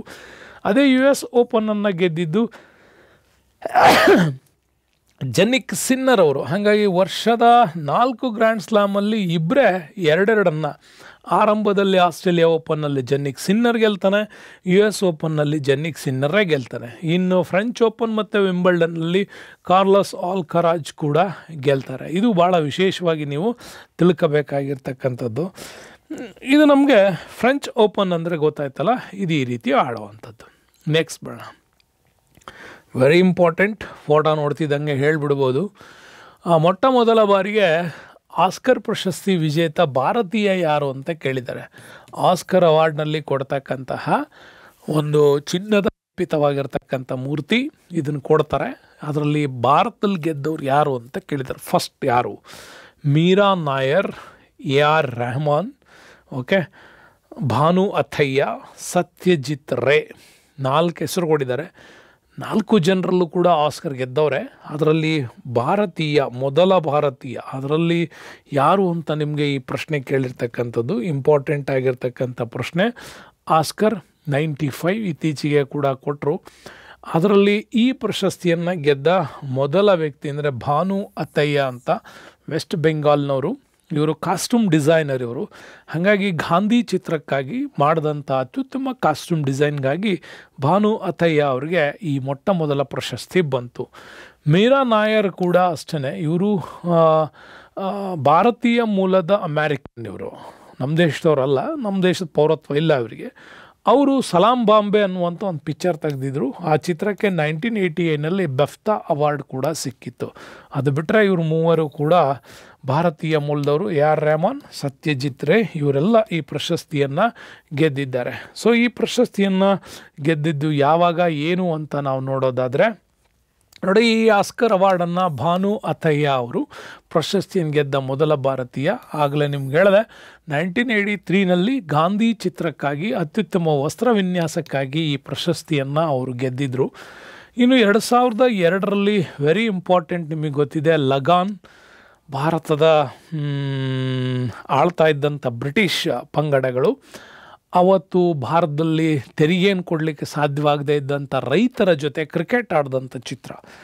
ದಯವಿಟ್ಟು ನೀವು ನೋಡ್ಬೇಕು ಈ ಚಿತ್ರನ, ಎಷ್ಟು ಅದ್ಭುತವಾಗಿದೆ. ಕ್ರಿಕೆಟನ್ನು ಆವತ್ತಿನ ಕಾಲದ ನಮ್ಮ ಜನ ಹೆಂಗೆ ಆಡಿ 3 ವರ್ಷದ ತೆರಿಗೆ ವಿನಾಯಿತಿಯನ್ನು ಬ್ರಿಟಿಷರಿಂದ ಪಡ್ಕೊಂಡ್ರು ಅನ್ನೋದನ್ನು ಭಾಳ ಅತ್ಯುತ್ತಮವಾಗಿದೆ ಚಿತ್ರ. ನೋಡಿ, ಅಮೀರ್ ಖಾನ್ ಅವರು ಸೂಪರ್ ಡೂಪರ್ ಹಿಟ್ಟಾಗಿ ಆ್ಯಕ್ಟ್ ಮಾಡಿದ್ದಾರೆ. ಅದು ಲಗಾನ್. ಇದು ಅತ್ಯುತ್ತಮ ಚಿತ್ರ ವಸ್ತ್ರ ವಿನ್ಯಾಸಕ್ಕಾಗಿಯೂ ಕೂಡ ಇವರಿಗೆ ರಾಷ್ಟ್ರೀಯ ಚಲನಚಿತ್ರ ಪ್ರಶಸ್ತಿಯ ಮತ್ತು 1983ನಲ್ಲಿ ಬೆಫ್ತಾ ಅವಾರ್ಡ್ ಕೂಡ ಮೇಡಮ್ಗೆ ಸಿಕ್ಕಿತ್ತು, ಭಾನು ಅಥಯ್ಯ ಅವರಿಗೆ ಕೂಡ ಇದು ಸಿಕ್ಕಿತ್ತು ಅಂತ. ಇನ್ನು ಅವರಿಗೆ ಇನ್ನೂ ಇತರೆ ಅವಾರ್ಡ್ಗಳು ಕೂಡ ನೀವು ನೋಡೋದಾದರೆ 1951ರಲ್ಲಿ ಲೇಡಿ ಇನ್ ರೆಫ್ಯೂಸ್ ಅಂತಕ್ಕಂಥ ಚಿತ್ರಕ್ಕೆ ಉಷಾ ದೇಶ್ಮುಖ್ ಚಿನ್ನದ ಪದಕ ಕೂಡ ಅವ್ರಿಗೇನೆ ಸಿಕ್ಕಿತ್ತು. J school of arts Usha Deshmukh ಪ್ರಶಸ್ತಿಯನ್ನು ಕೊಡುತ್ತೆ. ಆ ಪ್ರಶಸ್ತಿಯನ್ನು ಕೂಡ ಇವರು ಗೆದ್ದಿದ್ರು. ಇನ್ನು 2009ರಲ್ಲಿ ನಮ್ಮ ಭಾರತದ ಫಿಲ್ಮ್ ಫೇರ್ ಅವಾರ್ಡ್ ಉತ್ತಮ ಜೀವಮಾನ ಸಾಧನೆಗಾಗಿ ಫಿಲ್ಮ್ ಫೇರ್ ಅವಾರ್ಡನ್ನು ಕೂಡ ಪಡ್ಕೊಂಡಿದ್ರು. ಇನ್ನು ಸತ್ಯಜಿತ್ ರೇ ಅವ್ರ ಬಗ್ಗೆ ನಾವು ಮಾತಾಡಬೇಕಾದ್ರೆ ವೆರಿ ಇಂಪಾರ್ಟೆಂಟ್. ಅವರು ಕೂಡ ನೋಡಿ, ಸತ್ಯಜಿತ್ ರೇ ಇದ್ದಾರೆ. 1992ನಲ್ಲಿ ಅವ್ರಿಗೆ ಗೌರವ ಪ್ರಶಸ್ತಿಯಾಗಿ ಆಸ್ಕರ್ ಅವಾರ್ಡನ್ನ ಕೊಡಲಾಯಿತು. ಇನ್ನು AR ರೆಹಮಾನು, ಗುಲ್ಜಾರು, ರಸೂಲ್ ಫೋಕುಟಿ ಇವರು 3 ಜನ ಒಂದೇ ಚಿತ್ರಕ್ಕಾಗಿ ಬೇರೆ ಬೇರೆ ವಿಭಾಗದಲ್ಲಿ ಪಡ್ಕೊಳ್ತಾರೆ. ಸ್ಲಮ್ ಡಾಗ್ ಮಿಲೇನಿಯರ್ ಚಿತ್ರ ಇವತ್ತು ಕೂಡ ನಿಮಗೆ ಜೈ ಹೋ ಹಾಡು ಕೇಳ್ತಾ ಇದ್ರೆ ಗೊತ್ತಾಗುತ್ತೆ ಎಷ್ಟು ಅದ್ಭುತವಾಗಿ ಹಾಡನ್ನ ಮಾಡಿದರು ಅಂಥೇಳಿ. ಅದರಲ್ಲಿ AR ರೆಹಮಾನ್ 2009ರಲ್ಲಿ ಜೈ ಹೋ ಚಿತ್ರದ ಹಾಡಿಗೆ ಸ್ಲಮ್ ಡಾಗ್ ಮಿಲೇನಿಯರ್ಗೆ ಕೂಡ ಪಡ್ಕೊಂಡಿದ್ರು. ಗುಲ್ಜಾರ್ ಅವರು ಕೂಡ ಅಷ್ಟೇ ಜೈ ಹೋ ಹಾಡಿಗೆ 2009ರಲ್ಲಿ ಕೂಡ. ರಸೂಲ್ ಫುಕುಟಿ ಅವರು ಸೌಂಡ್ ಮಿಕ್ಸಿಂಗ್ನಲ್ಲಿ ಅದೇ ಜೈ ಹೋ ಹಾಡನ್ನ ಸೌಂಡ್ ಮಿಕ್ಸಿಂಗಲ್ಲಿ ಇವರು ಕೂಡ. ಹಾಗಾಗಿ ಒಬ್ಬರು ಸಾಹಿತ್ಯಕ್ಕೆ, ಒಬ್ಬರು ಮ್ಯೂಸಿಕ್ಕಿಗೆ, ಒಬ್ಬರು ಸೌಂಡ್ ಮಿಕ್ಸಿಂಗಿಗಾಗಿ ಈ 3 ಪ್ರಶಸ್ತಿಗಳು 2009ರಲ್ಲಿ ಆಸ್ಕರ್ ಗೆದ್ದಿತ್ತು. AR ರೆಹಮಾನ್, ಗುಲ್ಜಾರು, ರಸೂಲ್ ಫೋಕುಟಿ. ಫಿಲಮ್ ಯಾವುದು ಅಂತಂದರೆ ಸ್ಲಮ್ ಡಾಗ್ ಮಿಲೇನಿಯರ್ ಚಿತ್ರಕ್ಕಾಗಿ. ಇನ್ನು ಇತ್ತೀಚೆಗೆ ನಮಗೆ ಗುನಿತ್ ಮೋಂಗ್ಯಾ ಮತ್ತು ಕಾರ್ತಿಕಿ ಗೊನ್ಸಾಲ್ವಿಸ್ ಇವರಿಗೂ ಕೂಡ ಬಂತು. ಯಾವ ವಿಭಾಗದಲ್ಲಿ ಬಂತು ಅಂದರೆ ಶಾರ್ಟ್ ಫಿಲಮಲ್ಲಿ ದಿ ಶಾರ್ಟೆಸ್ಟ್ ಎಲಿಫೆಂಟ್ ವಿಸ್ಪಸ್ ಅಂತೇಳಿ, ದಿ ಎಲಿಫೆಂಟ್ ವಿಸ್ಪಸ್ ಅನ್ನುವಂತಹ ಒಂದು ಶಾರ್ಟ್ ಫಿಲ್ಮ್ಗೆ ಈ ಗುನಿತ್ ಮೋಂಗ್ಯಾ ಮತ್ತು ಕಾರ್ತಿಕಿ ಗೊನ್ಸಾಲ್ವಿಸ್ ಅವರಿಗೆ ಪ್ರಶಸ್ತಿ ಬಂದಿದೆ. ಮತ್ತು MM ಕೀರ್ವಾಣಿ ಅವರಿಗೆ ಇತ್ತೀಚೆಗಂತೂ ಇದು ಸುದ್ದಿಯಲ್ಲಿದೆ. 2023ರಲ್ಲಿ RRR ಫಿಲ್ಮ್ ಏನು ರಿಲೀಸ್ ಆಯಿತು. ಸೊ ಓಕೆ, RRR ಒಂದು ಅದ್ಭುತವಾದಂಥ ಬಾಹುಬಲಿ ಚಿತ್ರದ ನಂತರ ಯಶಸ್ವಿಯಾಗಿ ಇನ್ನೊಂದು ಚಿತ್ರ ಕೊಟ್ಟಂತಹ RRR ಚಿತ್ರ. ಈ ಚಿತ್ರದಲ್ಲಿ ನಾಟು ನಾಟು ನಾಟು ನಾಟು ಹಾಡಿಗೆ ಬಹಳ ಅದ್ಭುತವಾದಂಥ ಪ್ರಶಸ್ತಿ ಬಂತು. ಯಾರಿಗೆ? MM ಕೀರ್ವಾಣಿ ಅವರಿಗೆ 2023ರಲ್ಲಿ ಮ್ಯೂಸಿಕ್ಕಾಗಿ ಈ ಆಸ್ಕರನ್ನು ಕೂಡ ಕೊಡಲಾಯಿತು. ಇದಿಷ್ಟು ನಿಮಗೆ ಇತ್ತೀಚೆಗೆ ಭಾರತಕ್ಕೆ ಬಂದಂಥ ಆಸ್ಕರ್ನ ಕಂಪ್ಲೀಟ್ ಮಾಹಿತಿಯನ್ನು ನಿಮಗೆ ಹೇಳಿದ್ದೀವಿ. ನೆಕ್ಸ್ಟ್ ಬರೋಣ. ಆಸ್ಕರ್ ಪ್ರಶಸ್ತಿಯನ್ನು ಕೊಡ್ತಕ್ಕಂಥದ್ದು ಯಾವುದು ಅಂತ academy of motion pictures arts and science ಅಂತ ಕರಿತೀವಿ. ಈ ಸಂಸ್ಥೆ ಆಸ್ಕರನ್ನು ಕೊಡುತ್ತೆ.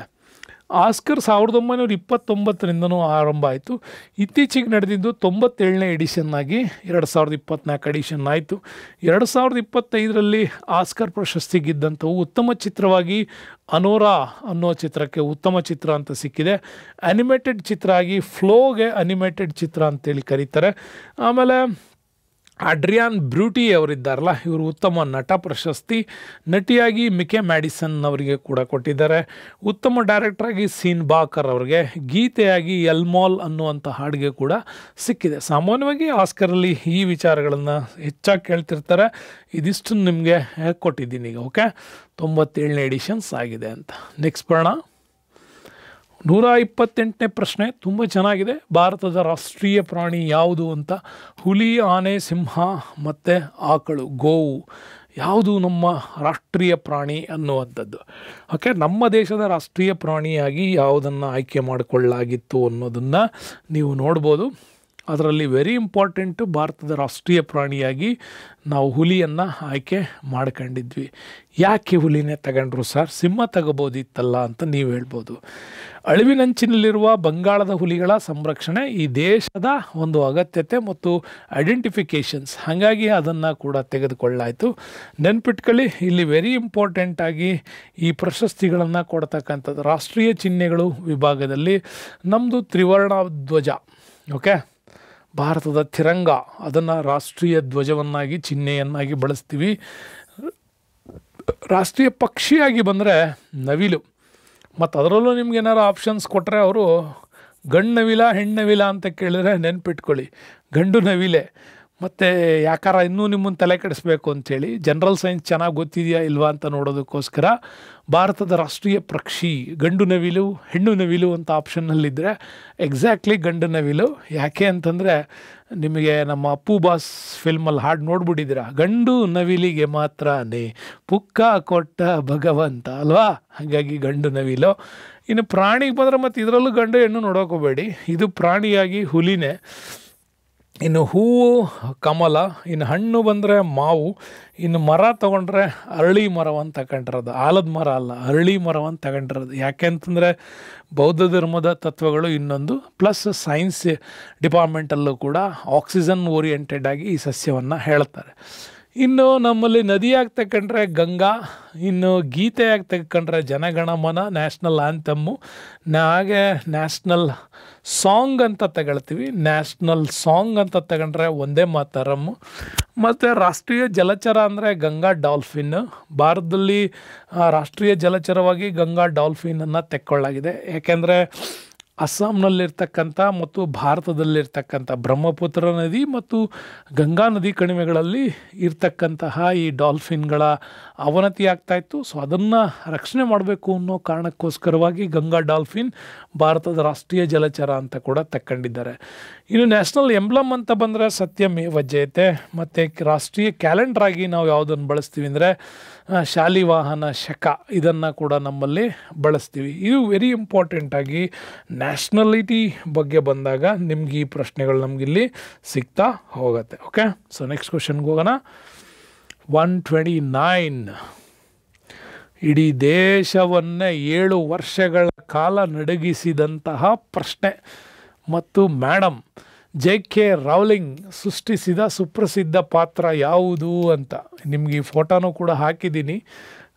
JK ರೌಲಿಂಗ್ ಅವರು ಸೃಷ್ಟಿಸಿದಂಥ ಅದ್ಭುತವಾಗಿದ್ದು Superman, Alice in Wonderland, Harry Potter, Donald Duck ಅಂತೇಳಿ ಬರ್ತದೆ. ಆಪ್ಷನ್ಸು ನಿಮಗೆ ಫೋಟೋ ಹಾಕಿರೋದ್ರಿಂದ ಗೊತ್ತು. ಇದನ್ನು ಹ್ಯಾರಿ ಪಾಟರ್ ಅನ್ನುವಂತಹ ಒಂದು ಅದ್ಭುತವಾಗಿರ್ತಕ್ಕಂತಹ ಪಾತ್ರವನ್ನು ಸೃಷ್ಟಿ ಮಾಡ್ತಾರೆ ಮೇಡಮ್ JK ರೌಲಿಂಗ್. ಓಕೆ, ಈ ಹ್ಯಾರಿ ಪಾಟರ್ನ ಮೊದಲ ಕಾದಂಬರಿ ಬಿಡುಗಡೆ ಆದಾಗ ಒಟ್ಟು 7 ಕಾದಂಬರಿ ಬರುತ್ತಿದ್ದು. ಮೊದಲ ಕಾದಂಬರಿಯಲ್ಲಿ ಒಂದು ಪಾತ್ರವನ್ನು ಸೃಷ್ಟಿ ಮಾಡ್ತಾರೆ ಹ್ಯಾರಿ ಪಾಟರ್ ಅಂತ. ಅಚಾನಕ್ಕಾಗಿ ಅವ್ರ ತಲೆಗೆ ಬಂದಂಥ ಒಂದು ಸೀನ್ ಅದು, ಅದನ್ನ ಇಟ್ಕೊಂಡು ಅವ್ರು ಒಂದು ಕಾದಂಬರಿ ಮಾಡ್ತಾರೆ. ಮಾರುಕಟ್ಟೆಗೆ ರಿಲೀಸ್ ಆಗುತ್ತೆ. ಎಷ್ಟು ಬಿಸಿ ಬಿಸಿಯಾಗಿ ಖರ್ಚಾಗತ್ತೆ ಅಂತಂದರೆ ಮೇಡಮ್ ಅವರು ಸೆಕೆಂಡ್ ಆ ಪಾರ್ಟ್ನ ಎಂಡ್ ಮಾಡಿರಲ್ಲ, ಕಾದಂಬರಿಯನ್ನು ಕೊನೆ ಮಾಡಬೇಕು ಅಂತ ಅಂದ್ಕೊಂಡ್ರು, ಕೊನೆ ಆಗಿರಲ್ಲ. ಒಂದು ಹಂತಕ್ಕೆ ತಂದು ಅದನ್ನು ಕಾದಂಬರಿ ಕ್ಲೋಸ್ ಮಾಡಿದರು. ಆದರೆ ಜನರ ಅಪೇಕ್ಷೆ ಹೇಗಿತ್ತು ಅಂತಂದರೆ, ಇಲ್ಲ ಅದರಲ್ಲಿ ನೀವು ಸೃಷ್ಟಿ ಮಾಡಿದಂಥ ಹ್ಯಾರಿ ಪಾಟರ್ ಪಾತ್ರ ಏನಾಯಿತು ಅನ್ನೋದು ನಮಗೆ ತುಂಬ ಇಂಟ್ರೆಸ್ಟಿಂಗ್ ಬರುತ್ತೆ ಅಂತಂದರೆ, ಆ ಇಂಟ್ರೆಸ್ಟು ಮೇಡಮ್ ಅವರು ಕಾದಂಬರಿ ಬರೀತಾ ಇದ್ದಾರೆ ಅನ್ನುವಾಗಲೇ ಪ್ರತಿಗಳಿಗೆ ಬುಕ್ಕಿಂಗ್ ಆಗಿಬಿಟ್ಟಿತ್ತಂತ ಆನ್ಲೈನಲ್ಲಿ. ಲಕ್ಷಾಂತರ ಪ್ರತಿಗಳಿಗೆ ಬರೆಯೋಕ್ಕಿಂತ ಮುಂಚೆನೇ ಬುಕ್ಕಿಂಗ್ ಆಗೋ ಲೆವೆಲ್ಲಿಗೆ ಜನರನ್ನ ಹುಚ್ಚೆಬ್ಬಿಸಿದವರು ಅಂದರೆ JK ರೌಲಿಂಗ್ ಅವರು. ಓಕೆ, ಆ ಹ್ಯಾರಿ ಪಾಟರ್ ಅನ್ನೋದು ಆಮೇಲೆ ಅದರದ್ದೊಂದು ಚಲನಚಿತ್ರವಾಗಿ ಮಾಡಿದರು ಕಾದಂಬರಿಯನ್ನು. ಹಾಗಾಗಿ ಹ್ಯಾರಿ ಪಾಟರ್ ಅಂತಕ್ಕಂಥದ್ದು 7 ಎಡಿಷನ್ಗಳಲ್ಲಿ ಬಂದಂತಹ ಒಂದು ಅತ್ಯುತ್ತಮವಾದಂಥ ಫ್ಯಾಂಟಸಿ ಕಥಾಸರಣಿ ಅಂತ ಕೂಡ ಕರಿತೀವಿ. JK ರೌಲಿಂಗ್ ಅವರು ಅಮೇರಿಕಾದವರು ಇದನ್ನು ಮಾಡಿದ್ರು. ಇದರ ಭಾಷೆ ಇಂಗ್ಲೀಷಲ್ಲಿದೆ. ಇದರ ಪ್ರಕಾಶಕರು ಯಾರು ಅಂದರೆ ಬ್ಲೂಮ್ಸ್ಬರಿ 1997 ಜೂನಲ್ಲಿ ಈ ಒಂದು ಹ್ಯಾರಿ ಪಾಟರ್ನ ರಿಲೀಸ್ ತರ್ತಾರೆ. 2023 ಫೆಬ್ರವರಿ ತನಕ ಇದು ದೊಡ್ಡ ಮಟ್ಟದಲ್ಲಿ ಮಾರಾಟ ಆಗಿದ್ದಂಥ ಒಂದು ಇಂಪಾರ್ಟೆಂಟ್ ಕಾದಂಬರಿ. ಅದು 7 ಎಡಿಷನ್ಸ್ಗಳು. ಸುಮಾರು 2023 ಫೆಬ್ರವರಿಗೆ ಇದರ ಒಟ್ಟು ಮಾರಾಟ ಆಗಿರೋದು 600 ಮಿಲಿಯನ್ ಪುಸ್ತಕಗಳು ಮಾರಾಟ ಆಗಿದೆ ಹ್ಯಾರಿ ಪಾಟರ್ದು. ಇನ್ನು ಅಂತಿಮ ಪುಸ್ತಕ ಬಂತು ಲಾಸ್ಟ್ 7th ಎಡಿಷನ್ಸ್ ಅಂತಿಮ ಪುಸ್ತಕ ಒಂದು ರೆಕಾರ್ಡ್ ಮಾಡ್ತು ವರ್ಲ್ಡಲ್ಲಿ. ಏನು ರೆಕಾರ್ಡ್ ಅಂದರೆ, ಆ ಪುಸ್ತಕ ಬಿಡುಗಡೆಯಾಗಿದ್ದು ಅಮೇರಿಕಾದಲ್ಲಿ ಬಿಡುಗಡೆಯಾದ ಒಂದೇ ದಿನದಲ್ಲಿ 8.3 ಮಿಲಿಯನ್ ಪುಸ್ತಕಗಳು ಖರ್ಚಾಗಿತ್ತು. Can you imagine? 1 ಡೇ ಒಳಗೆ 8.3 ಮಿಲಿಯನ್ಸ್. ನಾನು ಆಗಲೇ ಹೇಳಿದ್ದೆ, ಅದಕ್ಕೋಸ್ಕರ ಮೇಡಮ್ ಬರೆಯೋಕ್ಕೆ ಶುರು ಮಾಡಿದ್ದಾರೆ. Part 2, part 3, part 4, part 5, part 6, part 7 ಅಂದಾಗ ಕೊನೆಗೆ ಮೇಡಮ್ಗೆ ಈ ಕಥೆನ ಎಂಡ್ ಮಾಡೋದು ಹೆಂಗೆ ಅಂತ ದೊಡ್ಡ ತಲೆನೋವಾಗಿ ಪರಿಣಮಿಸಿತ್ತು. ಅಷ್ಟು ಪ್ರೆಷರ್ ಬಂದುಬಿಟ್ಟಿತ್ತಂತೆ. ಕತೆ ಇತ್ತು ಅವ್ರ ಹತ್ರ. ಆ ಪ್ರೆಷರ್ಸಲ್ಲಿ ಕೊನೆಗೆ ಅವರು ಹ್ಯಾರಿ ಪಾಟರ್ನ ಅಂತ್ಯ ಮಾಡ್ತಾರೆ 7ಗೆ, 7ನೇ ಕಥಾಸರಣಿಗೆ. ಹಾಗಾಗಿ ಅಮೇರಿಕಾದಲ್ಲಿ ಒಂದೇ ದಿನದಲ್ಲಿ ಇದು 8.3 ಮಿಲಿಯನ್. ಇಂಗ್ಲೆಂಡಲ್ಲಿ ರಿಲೀಸ್ ಆಗುತ್ತೆ, ಇದು 2.7 ಮಿಲಿಯನ್ ಪುಸ್ತಕ ಮಾರಾಟ ಆಗಿತ್ತು. ಒಂದೇ ದಿನದಲ್ಲಿ ಹೆಚ್ಚು ಕಡಿಮೆ 11 ಮಿಲಿಯನ್ ಪುಸ್ತಕ ಖರ್ಚಾಗಿದ್ದು ಈ ಅಮೇರಿಕ ಮತ್ತು ಇಂಗ್ಲೆಂಡಲ್ಲಿ. ಯಾವ ಪುಸ್ತಕ? Harry Potter. ಹಾಗಾಗಿ JK ರೌಲಿಂಗ್ ಬರೆದಂಥ ಹ್ಯಾರಿ ಪಾಟರ್ ಪುಸ್ತಕ ಭಾಳ ಇಂಪಾರ್ಟೆಂಟ್ ಆದಂಥ ಒಂದು ಪುಸ್ತಕ. ನೆಕ್ಸ್ಟ್ ಬೇಡ ಇಂಪಾರ್ಟೆಂಟ್ ಸರ್ ಮುಖ ನೋಡ್ತಾ ಇದ್ರೆ ಕಂಡುಹಿಡಿಬೋದು ನೀವು. ದಿ ವೈಟ್ ಟೈಗರ್ ಪುಸ್ತಕದ ಕರ್ತೃ ಯಾರು? ದಿ ವೈಟ್ ಟೈಗರ್ ಬರೆದವರೇ ಇವರು. ಯಾರಿವರು ಅಂತ? ಶೋಭಾ ಡೇ ಅವರು, ಸಲ್ಮಾನ್ ರಶ್ದಿ, ಅರವಿಂದ್ ಅಡಿಗ, ಗಿರೀಶ್ ಕಾರ್ನಾಡ್. ಕರ್ನಾಟಕದವರಾಗಿರೋದ್ರಿಂದ ಹೇಳ್ತೀರಿ ಇದು ಗಿರೀಶ್ ಕಾರ್ನಾಡ್ ಅಲ್ಲ ಅಂತ. ಇನ್ನು ಸಲ್ಮಾನ್ ರಶ್ದಿ ಥರ ಇವರೇನು ಕಾಣಲ್ಲ ಅಂದರೆ ಇನ್ನು ಉಳಿಯೋದು ನಿಮಗೆ ಎರಡು, ಒಂದು ಶೋಭಾ ಡೇ, ಇನ್ನೊಂದು ಅರವಿಂದ್ ಅಡಿಗ. ಇದು ಹೆಣ್ಮಕ್ಳ ಹೆಸರು ಥರ ಇದೆ ಅಂಥೇಳಿ ಫೈನಲಿ ನೀವು ಇದನ್ನು ಏನು ಗೆಸ್ ಮಾಡ್ಬೋದು ಅಂತಂದರೆ ಚಿತ್ರ ಇರೋದರಿಂದ ಅರವಿಂದ್ ಅಡಿಗ ಅವರು.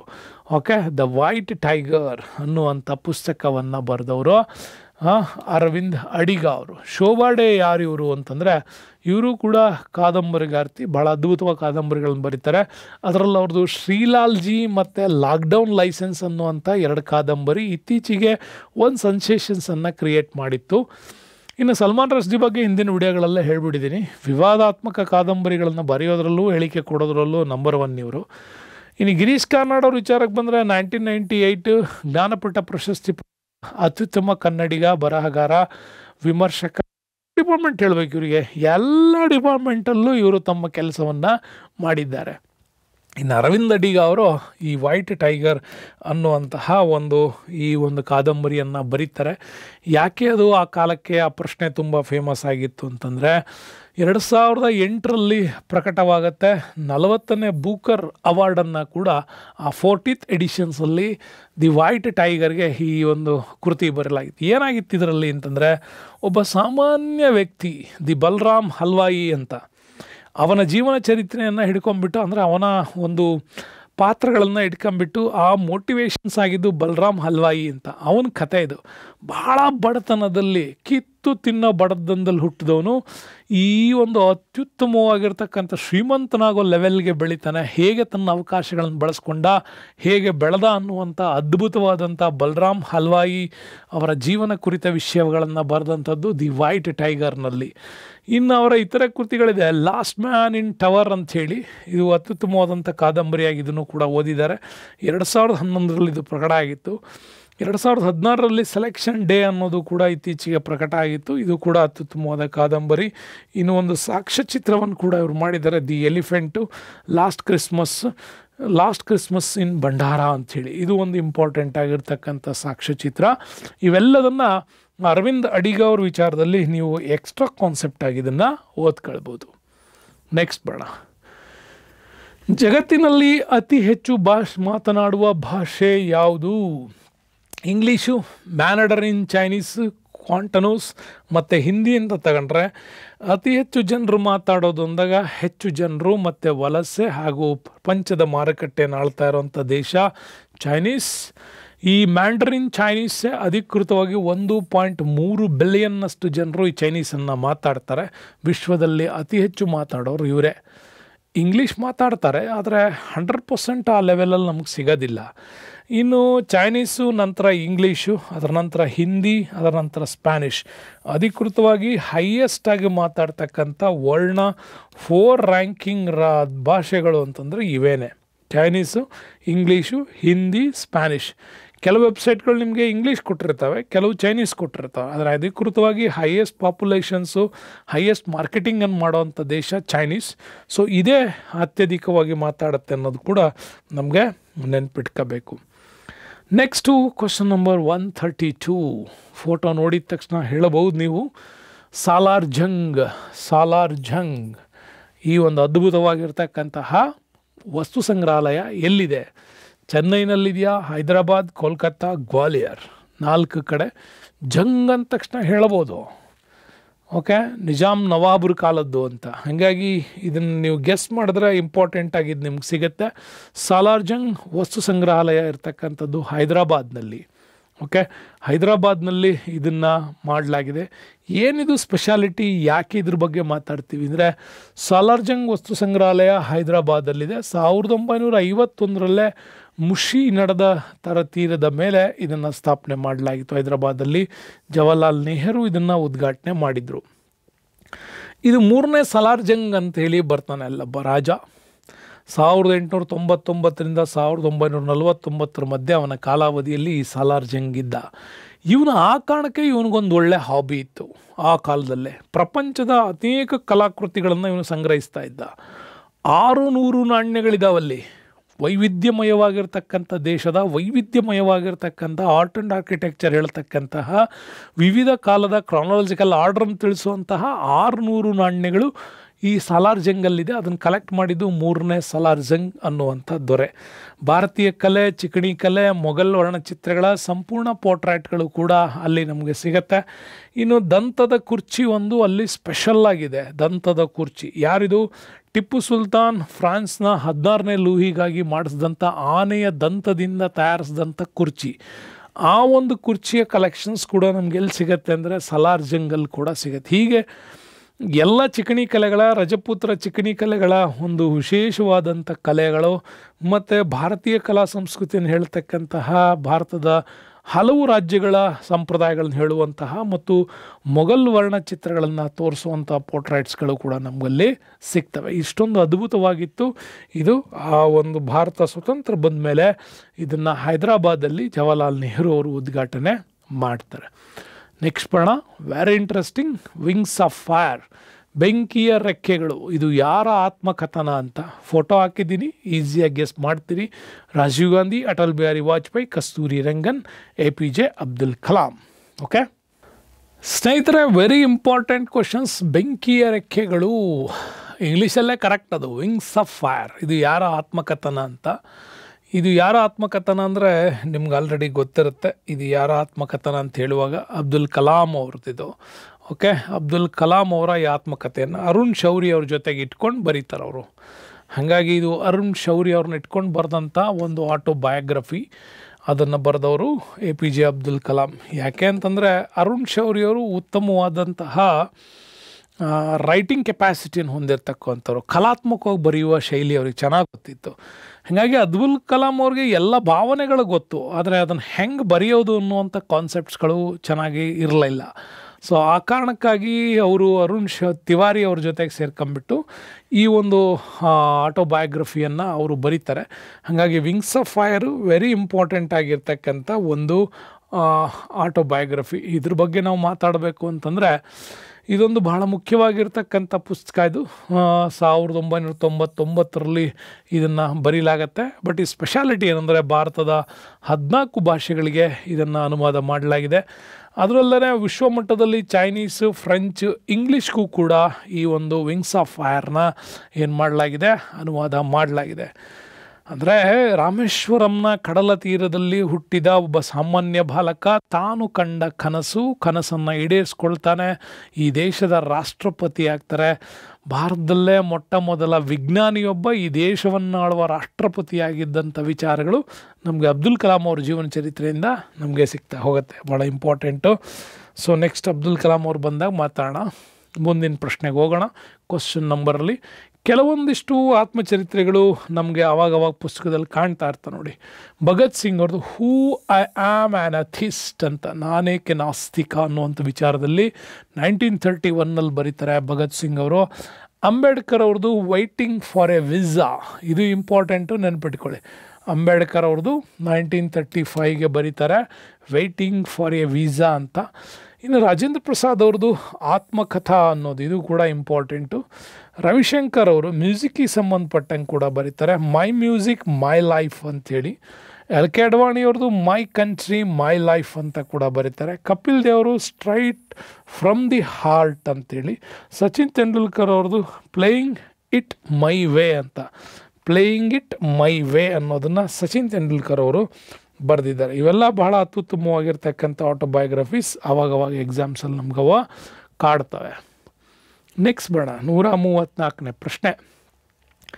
ಈ ಕೆಳಗಿನ ಯಾವ ಸ್ಥಳವನ್ನು ಸಿಲಿಕಾನ್ ವ್ಯಾಲಿ ಅಂಥೇಳಿ ಕರೀತಾರೆ? ಯಾವುದನ್ನು? ಹೈದರಾಬಾದ್, ಮುಂಬೈ, ಚೆನ್ನೈ, ಬೆಂಗಳೂರು. ಯಾವುದನ್ನು ಈ ರೀತಿ ಕರೆಯಲಾಗುತ್ತದೆ ಅಂದರೆ ಸಿಲಿಕಾನ್ ವ್ಯಾಲಿ, ಸಿಲಿಕಾನ್ ಸಿಟಿ ಎಲ್ಲದರಿಂದ ಕರೆಯೋದು ಬೆಂಗಳೂರನ್ನು.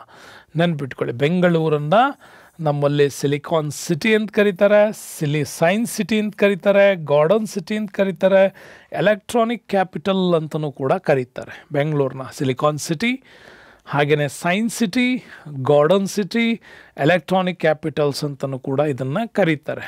ಓಕೆ, ಇನ್ನು ಹೈದರಾಬಾದನ್ನು ಪರ್ಲ್ಸ್ ಅಂತ ಕೂಡ ಕರೀತಾರೆ. ಸಿಟಿ ಆಫ್ ಪರ್ಲ್ಸ್ ಅಂದ್ರೆ ಮುತ್ತಿನ ನಗರಿ ಅಂತ. ಇನ್ನು ಮುಂಬೈಯಲ್ಲಿ ಗೇಟ್ವೇ ಆಫ್ ಇಂಡಿಯಾ ಅಂತ ಕೂಡ ಕರೀತಾರೆ. ಚೆನ್ನೈಯನ್ನು ದಕ್ಷಿಣದ ಡೆಟ್ರಾಯ್ಟ್ ಅಂತ ಕರೀತಾರೆ. ಸೌತ್ ಡೆಟ್ರಾಯ್ಟ್ ಅಂತ ಕೂಡ ಕರೀತಾರೆ. ಬಹಳಷ್ಟು ರೀತಿಯ ತಾಂತ್ರಿಕ ಉದ್ಯಮಗಳ ಒಂದು ಮೂಲ ಚೆನ್ನೈ ಬರೋದ್ರಿಂದ ಇದನ್ನು ನಮ್ಮಲ್ಲಿ ಸೌತ್ ಡೆಟ್ರಾಯ್ಟ್ ಅಂತಲೂ ಕೂಡ ಕರೀತಾರೆ. ಕಲೆ, ವಾಸ್ತುಶಿಲ್ಪ, ಸಂಗೀತ, ಮ್ಯೂಸಿಕ್, ಚಲನಚಿತ್ರ ಯಾವುದರಲ್ಲೇ ನೀವು ಹೈಯೆಸ್ಟ್ ಟೆಕ್ನಾಲಜಿ ಬೇಕು ನಮಗೆ ಅಂದರೆ ನಾವು ಚೆನ್ನೈ ಕಡೆ ಮುಖ ಮಾಡ್ತಾಯಿದ್ರು. ಹಾಗಾಗಿ ಇದನ್ನು ಸೌತ್ ಡೆಟ್ರಾಯ್ಟ್ ಅಂತ ಕೂಡ ಅದನ್ನು ಕರೀತಾರೆ. ಹಾಗಾಗಿ ವೆರಿ ಇಂಪಾರ್ಟೆಂಟಾಗಿ ಇವುಗಳನ್ನು ನಿಮಗೆ ಹೇಳಲಾಗತ್ತೆ. ಸೊ ನೆಕ್ಸ್ಟ್ ಬಂದರೆ ನೋಡ್ತಾ ಇದ್ದೀರಾ ಬಹಳ ಅತ್ಯುತ್ತಮವಾಗಿರ್ತಕ್ಕಂಥ ನೃತ್ಯ ಶೈಲಿ. ಈ ಕೆಳಗಿನೊಳಲ್ಲಿ ಯಾವುದು ಬ್ರೆಜಿಲ್ ನೃತ್ಯ? ಈ ಥರ ನೃತ್ಯಗಳನ್ನು ನೀವು ನೋಡಿದಾಗ ಯಾವುದಿದು? ರುಂಬಾನ, ಸಾಂಬಾನ, ಮಾಂಬಾನ, ಲಿಂಬೋನ ಅಂತ ನೀವು ನೋಡ್ತಾ ಇದ್ರೆ ಗೊತ್ತಾಗುತ್ತೆ. ಭಾಳ ಅತ್ಯುತ್ತಮವಾಗಿರ್ತಕ್ಕಂಥ ಒಂದು ಜಾನಪದ ಶೈಲಿಯ ಒಂದು ನೃತ್ಯ ಶೈಲಿ ಇದು. ಇದು ಯಾವ ದೇಶದ್ದು ಅಂತ ನೀವು ನೋಡೋದಾದರೆ ಈ ಶೈಲಿಯು ಕೂಡ ಇಂಪಾರ್ಟೆಂಟು. ಇದು ಸಾಂಬಾ. ಯಾವುದು?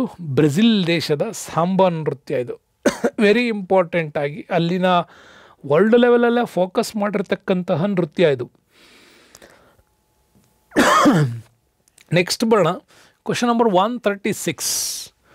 ಭಾರತದಲ್ಲೇ ಹೈಯೆಸ್ಟ್ ಕ್ಯಾಶ್ ಅವಾರ್ಡ್ ಸಿಗ್ತಕ್ಕಂಥ ಲಿಟ್ರರಿ ಅವಾರ್ಡ್ಸ್ ಸರಸ್ವತಿ ಸಮ್ಮಾನ್ ಯಾವ ಕ್ಷೇತ್ರಕ್ಕೆ ಕೊಡ್ತಾರೆ ಅಂತಂದರೆ, ಸೊ ನಿಮ್ಗೆ ಆಬ್ವಿಯಸ್ಲಿ ಗೊತ್ತಿದ್ದು ಸರಸ್ವತಿ ಸಮ್ಮಾನ್ ಕೊಡ್ತಕ್ಕಂಥದ್ದು ನಮ್ಮಲ್ಲಿ ಯಾವುದಕ್ಕೆ ಅಂದರೆ ಸಾಹಿತ್ಯಕ್ಕಾಗಿ ಕೊಡ್ತಾರೆ. ಸರಸ್ವತಿ ಸಮ್ಮಾನ್ ಸಾಹಿತ್ಯಕ್ಕಾಗಿ ಕೊಡ್ತಾರೆ. ಅದ್ರ ಬಗ್ಗೆ ಸ್ವಲ್ಪ ಕಂಪ್ಲೀಟ್ ವಿಚಾರ ನಿಮಗೆ ಹೇಳ್ಕೊಡ್ತೀನಿ. ಸಾಹಿತ್ಯ ಸಮ್ಮಾನ್, ಸರಸ್ವತಿ ಸಮ್ಮಾನ್ ಕೂಡ ಏನಿದು ಅಂತಂದರೆ 1991ರಲ್ಲಿ ಪ್ರಶಸ್ತಿಯನ್ನು ಆರಂಭ ಮಾಡ್ತಾರೆ. ಕೆ ಬಿರ್ಲಾ ಫೌಂಡೇಶನ್ ಅವರು ಇದನ್ನು ಕೊಡ್ತಾರೆ. ಒಟ್ಟು 33 ಬಾರಿ ಈವರೆಗೆ ಈ ಪ್ರಶಸ್ತಿಯನ್ನು ಘೋಷಣೆ ಮಾಡಿದ್ದಾರೆ. 1991ರಲ್ಲಿ ಹರಿವಂಶ್ ರಾಯ್ ಬಚ್ಚನ್, ಏನು ಅಮಿತಾಬ್ ಬಚ್ಚನ್ ಅವರ ಫ್ಯಾಮಿಲಿಗೆ ಏನಿದ್ದಾರೆ ಅವರ ಶ್ರೀಯುತರು, ಅಲ್ಲಿ ಈ ಪ್ರಶಸ್ತಿಯನ್ನು ಮೊದಲು ಬಾರಿಗೆ ಅವರು ಪಡ್ಕೊಂಡಿದ್ರು. ಆಮೇಲೆ ಕೊಡ್ತಾನೇ ಬರ್ತಾಯಿದ್ವಿ 1991ನಿಂದ. ಬಟ್ ನಮಗೆ ಕರ್ನಾಟಕಕ್ಕೆ ಸಂಬಂಧಪಟ್ಟಂಗೆ ನೋಡೋದಾದರೆ 2010ರಲ್ಲಿ ಎಸ್.ಎಲ್. ಭೈರಪ್ಪ ಅವರಿಗೆ ಅವರ ಪ್ರಸಿದ್ಧವಾದಂಥ ಮಂದ್ರ ಅನ್ನುವಂತಹ ಕಾದಂಬರಿಗಾಗಿ ಇವರಿಗೆ ಸರಸ್ವತಿ ಸಮ್ಮಾನ್ ಅವಾರ್ಡ್ ಸಿಕ್ತು. ಇನ್ನು ವೀರಪ್ಪ ಮೊಯ್ಲಿಯವರು 2014ರಲ್ಲಿ ಈ ಪ್ರಶಸ್ತಿಯನ್ನು ಪಡ್ಕೊಳ್ತಾರೆ.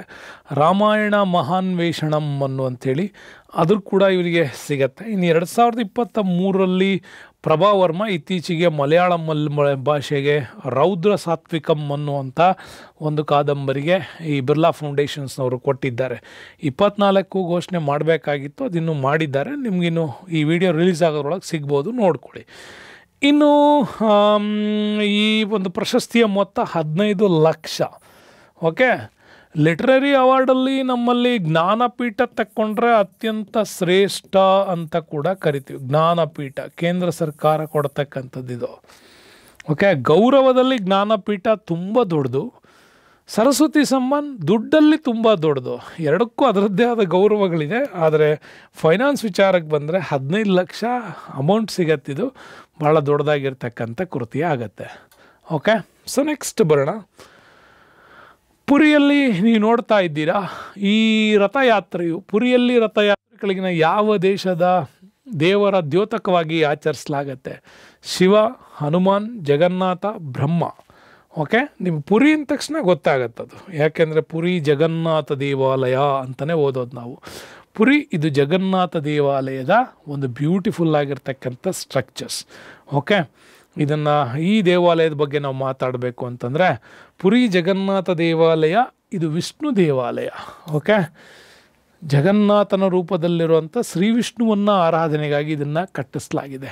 ಕಟ್ಟಿದವರು ಪೂರ್ವ ಗಂಗಾ ಸಾಮ್ರಾಜ್ಯದ ಅನಂತವರ್ಮ ಚೋಡಗಂಗಾ ಅನ್ನೋರು ಈ ಒಂದು ದೇವಾಲಯವನ್ನು ನಿರ್ಮಾಣ ಮಾಡಿದ್ದ. ಇಲ್ಲಿ ವೈಷ್ಣವ ಪಂಥದಲ್ಲಿ ರಾಮಾನುಜಾಚಾರ್ಯರು, ಮಧ್ವಾಚಾರ್ಯರು, ವಲ್ಲಭಾಚಾರ್ಯರು, ನಿಂಬಕಾಚಾರ್ಯರು ಇದರ ಸಂಪರ್ಕವನ್ನು ಗಳಿಸ್ಕೊಂಡ್ರು.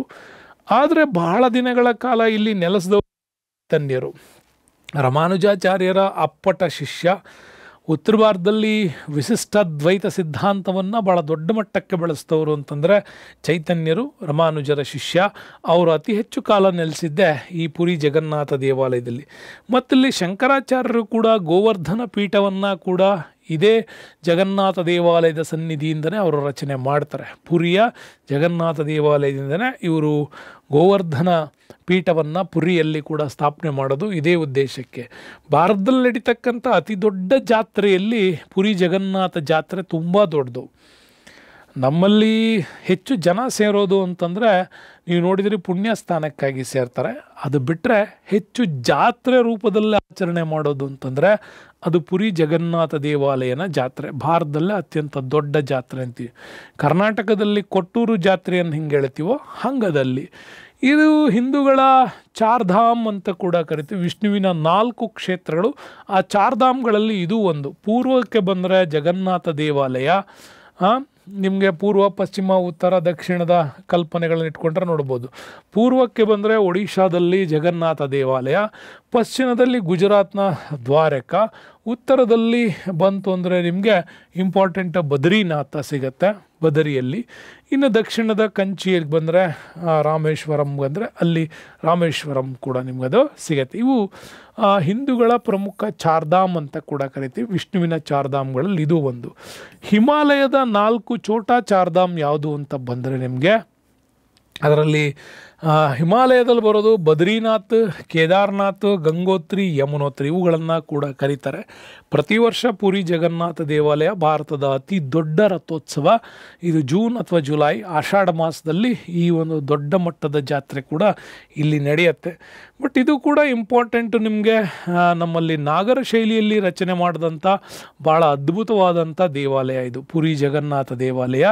ಇದರ ಎದುರುಗಡೆನೂ ಕೂಡ ಕಲ್ಲಿನ ರಥಗಳ ವಿಶೇಷವಾದಂಥ ವ್ಯವಸ್ಥೆ ಇದೆ. ಅದನ್ನು ನಮ್ಮ ರೂಪಾಯಿಯಲ್ಲಿ ಕೂಡ ಬಳಸಿರ್ತಕ್ಕಂಥದ್ದನ್ನು ನೀವು ನೋಡ್ತೀರಾ. ಒಂದು ಕಮೆಂಟ್ ಹಾಕಿ, ಆ ರೂಪಾಯಿಯಲ್ಲಿ ಈ ಒಂದು ದೇವಾಲಯದ ಒಂದು ಚಕ್ರವನ್ನು ಬಳಸಲಾಗಿದೆ, ಎಷ್ಟು ಮೌಲ್ಯದ್ದು ಅಂತ ಅದರಲ್ಲಿ ಹಾಕಿ ನನಗೆ. ನೆಕ್ಸ್ಟ್ ಬಣ 138 138ನೇ ಪ್ರಶ್ನೆ. ಭಾರತದಲ್ಲೇ ಅತಿ ದೊಡ್ಡ ಶೌರ್ಯ ಪ್ರಶಸ್ತಿ ಅಂದರೆ ಯಾವುದು? ಶೌರ್ಯ ಪ್ರಶಸ್ತಿ ಅಂದರೆ ಯಾವುದು ಅಂತ ಕೇಳ್ತಾ ಇರೋದು. ಪರಮ ವಿಶಿಷ್ಟ ಸೇವಾ ಪದಕನ ಅಥವಾ ಕೀರ್ತಿ ಚಕ್ರನ, ಪರಮವೀರ ಚಕ್ರನ, ಶೌರ್ಯ ಚಕ್ರನ, ಇದರಲ್ಲಿ ಯಾವುದು ಅತಿ ದೊಡ್ಡ ಶೌರ್ಯ ಪ್ರಶಸ್ತಿ ಅಂತ ಕೂಡ ಹೇಳ್ತಾ ಇದ್ದಾರೆ. ನಿಮಗೆ ಗೊತ್ತಿರಲಿ, ಪ್ರಶಸ್ತಿಗಳಲ್ಲಿ ಇಂಪಾರ್ಟೆಂಟು ಪರಮವೀರ ಚಕ್ರ, ಇದು ಅತ್ಯಂತ ದೊಡ್ಡ ಶೌರ್ಯ ಪ್ರಶಸ್ತಿ. ಪ್ರಶಸ್ತಿಗಳನ್ನು ಡಿವೈಡ್ ಮಾಡಿ ಓದ್ಕೋಬೇಕು ನೀವು ಎಕ್ಸಾಮ್ಸ್ ದೃಷ್ಟಿಯಲ್ಲಿ. ನಾಗರಿಕ ಪ್ರಶಸ್ತಿ, ಸಿವಿಲ್ ಅವಾರ್ಡ್ಸ್ ಅಂತ ಬರ್ತವೆ. ಸಿವಿಲ್ ಅವಾರ್ಡ್ಸ್ಗಳಲ್ಲಿ ನಿಮಗೆ ಭಾರತ ರತ್ನ ಇರ್ಬೋದು, ಅದ್ರ ಜೊತೆಗೆ ಪದ್ಮವಿಭೂಷಣ, ಪದ್ಮಭೂಷಣ, ಪದ್ಮಶ್ರೀ ಇವನ್ನ ನಾಗರಿಕ ಪ್ರಶಸ್ತಿ ಅಂತ ಕರೀತಾರೆ. ಕೇಳಿರೋದು ಪ್ರಶ್ನೆ ನಿಮಗೆ ಶೌರ್ಯ ಪ್ರಶಸ್ತಿಯಲ್ಲಿ ಯಾವ್ದು ದೊಡ್ಡದು ಅಂತ. ಬಟ್ ನಾಗರಿಕ ಪ್ರಶಸ್ತಿಯಲ್ಲಿ ದೊಡ್ಡದು ಅಂದರೆ ಭಾರತ ರತ್ನ. ಹಾಗೆ ಶೌರ್ಯ ಪ್ರಶಸ್ತಿ ಕೊಡೋದು 3: ಪರಮವೀರ ಚಕ್ರ, ಮಹಾವೀರ ಚಕ್ರ, ವೀರ ಚಕ್ರ ಅಂತ ಕೊಡ್ತಾರೆ. ಇವು 3 ಶೌರ್ಯ ಪ್ರಶಸ್ತಿಗಳು. ಅದರಲ್ಲಿ ದೊಡ್ಡದು ಯಾವುದು ಅಂದರೆ ಪರಮವೀರ ಚಕ್ರ. ಇನ್ನು ಶಾಂತಿ ಕಾಲದ ಶೌರ್ಯ ಪ್ರಶಸ್ತಿಗಳಲ್ಲಿ ಅಶೋಕ ಚಕ್ರ ಶಾಂತಿ ಕಾಲದಲ್ಲಿ, ಕೀರ್ತಿ ಚಕ್ರ, ಶೌರ್ಯ ಚಕ್ರ ಅಂತ ಕೊಡ್ತಾರೆ. ಇದು ಶಾಂತಿ ಕಾಲದಲ್ಲಿ ಭಾರತದ ಸರ್ಕಾರ ಕೊಡ್ತಕ್ಕಂತಹ ಒಂದು ಅವಾರ್ಡ್. ಇನ್ನು ಪೊಲೀಸ್ ಇಲಾಖೆಗೆ ಸಂಬಂಧಪಟ್ಟಂಥ ವಿಶೇಷ ಅವಾರ್ಡ್ ಕೊಡ್ತಾರೆ. ಪೊಲೀಸ್ ಕೊಡೋದು ರಾಷ್ಟ್ರಪತಿಗಳ ಪೊಲೀಸ್ ಶೌರ್ಯ ಪ್ರಶಸ್ತಿ ಅಂತ ಸಿಗುತ್ತೆ. ಅದು ಪೊಲೀಸ್ ಡಿಪಾರ್ಟ್ಮೆಂಟಲ್ಲ ಅತ್ಯಂತ ದೊಡ್ಡ ಪ್ರಶಸ್ತಿ. ಇನ್ನು ಶೌರ್ಯಕ್ಕಾಗಿ ಪೊಲೀಸ್ ಪದಕ ಅಂತಲೂ ಕೂಡ ಇದಕ್ಕಾಗಿ ಕೊಡಲಾಗತ್ತೆ ಇದು. ಇನ್ನು ರಾಷ್ಟ್ರಪತಿಗಳ ವಿಶಿಷ್ಟ ಸೇವಾ ಪದಕ, ಇದು ಕೂಡ ಪೊಲೀಸ್ ಪ್ರಶಸ್ತಿಗಳಲ್ಲಿ ಪ್ರತಿಭಾನ್ವಿತ ಸೇವೆಗಾಗಿ ಕೊಡ್ತಾರೆ. ಹಾಗಾಗಿ ಪೊಲೀಸ್ ಇಲಾಖೆ ಕೊಡ್ತಕ್ಕಂಥ 2 ಇವು. ಇನ್ನು ವಿಜ್ಞಾನ ತಂತ್ರಜ್ಞಾನಕ್ಕಾಗಿ ಕೊಡುವಂಥ ಅತ್ಯಂತ ದೊಡ್ಡ ಪ್ರಶಸ್ತಿ ಅಂದರೆ ರಾಷ್ಟ್ರೀಯ ವಿಜ್ಞಾನ ಪುರಸ್ಕಾರ. ಇದು ವಿಜ್ಞಾನ ಮತ್ತು ತಂತ್ರಜ್ಞಾನದಲ್ಲಿ ಕೊಡ್ತಕ್ಕಂಥ ಅತ್ಯುನ್ನತ ಪ್ರಶಸ್ತಿ. ಅದ್ರ ಜೊತೆಗೆ ಶಾಂತಿ ಸ್ವರೂಪ್ ಭಟ್ನಾಗರ್ ಪ್ರಶಸ್ತಿ ಕೂಡ ಸಿಗಲಾಗತ್ತೆ. ಇನ್ನು ಸಾಹಿತ್ಯದಲ್ಲೇ ಅತ್ಯಂತ ದೊಡ್ಡದು ಅಂತಂದರೆ ನಿಮಗೆ ಜ್ಞಾನಪೀಠ. ಸಾಹಿತ್ಯಕ್ಕೆ ಕೊಡುವಂಥ ಭಾಳ ದೊಡ್ಡ ಪ್ರಶಸ್ತಿ ಅಂದರೆ ಜ್ಞಾನಪೀಠ. ರ್ಯಾಂಕಿಂಗ್ 2ನಲ್ಲಿ ಸರಸ್ವತಿ ಸಮ್ಮಾನ್, ವ್ಯಾಸ ಸಮ್ಮಾನ್, ಸಾಹಿತ್ಯ ಅಕಾಡೆಮಿ, ರಾಷ್ಟ್ರೀಯ ಸಾಹಿತ್ಯ ಅಕಾಡೆಮಿ, ರಾಷ್ಟ್ರೀಯ ಸಾಹಿತ್ಯ ಫೆಲೋಶಿಪ್, ಭಾಷಾ ಸಮ್ಮಾನ್ ಇವುಗಳನ್ನೆಲ್ಲ ಇಲ್ಲಿ ನಮಗೆ ಕೊಡಲಾಗುತ್ತೆ. ಹಾಗಾಗಿ ಯಾವ್ಯಾವ ಡಿಪಾರ್ಟ್ಮೆಂಟಲ್ಲಿ ಯಾವುದು ಹೈಯೆಸ್ಟ್ ಅಂತ ನಿಮಗೆ ಹೇಳ್ತಾ ಇದ್ದೀನಿ. ನೆಕ್ಸ್ಟ್ ಬರೋಣ. ನೋಡ್ತಿದ್ದ ಹಾಗೆ ನಿಮ್ಮ ನೆನಪಾಗ್ತಾ ಇರ್ಬೋದು ಎಲ್ಲರಿಗೂ. ಈ ಕೆಳಗಿನವರಲ್ಲಿ ಯಾರದು ಪ್ರಸಿದ್ಧ ವ್ಯಂಗ್ಯಚಿತ್ರ ಪಾತ್ರ? Mickey Mouse. ಮಿಕ್ಕಿ ಮೌಸನ್ನು ಸೃಷ್ಟಿಸಿದವ್ರು ಯಾರು ಅಂತ ಕೇಳಲಾಗಿತ್ತು. ಹೌದಲ್ಲ? ದಪ್ಪ ದಪ್ಪ ಕೈಯ ಹ್ಯಾಂಡ್ ಗ್ಲೌಸ್ ಹಾಕಿರೋದು, ಕಾಲಿಗೆ ಬೃಹತ್ ಆಕಾರದ ಶೂ ಹಾಕಿರೋದು, ಬಹಳ ಅದ್ಭುತವಾಗಿ ಮಾಡಿದಂಥ ಪ್ರಸಿದ್ಧ ವ್ಯಂಗ್ಯಚಿತ್ರ ಮಿಕ್ಕಿ ಮೌಸ್. ಇದರ ಕಲ್ಪನೆ ಯಾರ್ದು ಅಂತ ಕೇಳಿದ್ದಾರೆ. ಆರ್.ಕೆ. ಲಕ್ಷ್ಮಣ್, ಲೀ ಹಾರ್ಪರ್, ಹಾಸ್ ಡಿಸ್ನಿ, ವಾಲ್ಟ್ ಡಿಸ್ನಿ ಮತ್ತು ಲಿಯನಾರ್ಡೋ ಡಾ ವಿನ್ಸಿ. ಈ 4 ಜನರಲ್ಲಿ ಯಾರು ಈ ಮಿಕ್ಕಿ ಮೌಸ್ ಅನ್ನೋ ಪಾತ್ರವನ್ನು ಸೃಷ್ಟಿ ಮಾಡಿದ್ರು ಅಂತ. ಬಹಳ ಕಷ್ಟದ ಸಂದರ್ಭದಲ್ಲಿ ಈ ಮಿಕ್ಕಿ ಮೌಸ್ ಬಂತು. ಸೊ ಬಂದಾಗ ಭಾಳಷ್ಟು ಕಷ್ಟಪಡ್ತಿದ್ದಂಥ ಇಬ್ಬರು ಪ್ರಸಿದ್ಧ ವ್ಯಕ್ತಿಗಳು ಇದನ್ನು ನಿರ್ಮಾಣ ಮಾಡ್ತಾರೆ. ಅದರಲ್ಲಿ ನಿರ್ಮಾಣದ ಮೊದಲ ಹಂತ ಮಾಡಿದವನೇ ವಾಲ್ಟ್ ಡಿಸ್ನಿ ಅಂತ ಕರಿತೀವಿ. ಈ ವಾಲ್ಟ್ ಡಿಸ್ನಿಯಿಂದ ಶುರುವಾಗಿದ್ದೇ ಈ ಪ್ರಸಿದ್ಧವಾದಂಥ ವ್ಯಂಗ್ಯಚಿತ್ರ, ಅದೇನೇ ಮಿಕ್ಕಿ ಮೌಸ್ ಅಂತ ಕರಿತೀವಿ. ಅಂದರೆ ನಿಮಗೆ ಮೊಲದ, ಇಲಿಯ, ಬೆಕ್ಕಿನ ಎಲ್ಲ ವಿಶೇಷವಾದ ಆಕಾರಗಳನ್ನು ಒಟ್ಟಾಗಿ ಸೇರಿಸಿ ಮಾಡಿದಂಥ ಒಂದು ಪ್ರಸಿದ್ಧವಾದಂಥ ವ್ಯಂಗ್ಯಚಿತ್ರ ಅದು ಮಿಕ್ಕಿ ಮೌಸ್. ಇದನ್ನು ನಿರ್ಮಾಣಕಾರ ವಾಲ್ಟ್ ಡಿಸ್ನಿ ಅಂತ. ಸೊ ಆ ಕಾಲಕ್ಕೆ ದೊಡ್ಡ ದೊಡ್ಡ ಪ್ರಸಿದ್ಧ ಕಂಪನಿಗಳು ಇವರಿಗೆ ಸಹಾಯ ಮಾಡದೇ ಇದ್ದರಿಂದಾಗಿ ಇವರೇ ಮೊಟ್ಟ ಮೊದಲ ಬಾರಿಗೆ ಅದ್ಭುತವಾದಂಥ ಒಂದು ಅನಿಮೇಷನ್ಸ್ ಅಂತ ಇರ್ತಾರೆ, ಅದೇ ವಾಲ್ಟ್ ಡಿಸ್ನಿ ಅವರು ತಂದಿರ್ತಕ್ಕಂಥದ್ದು.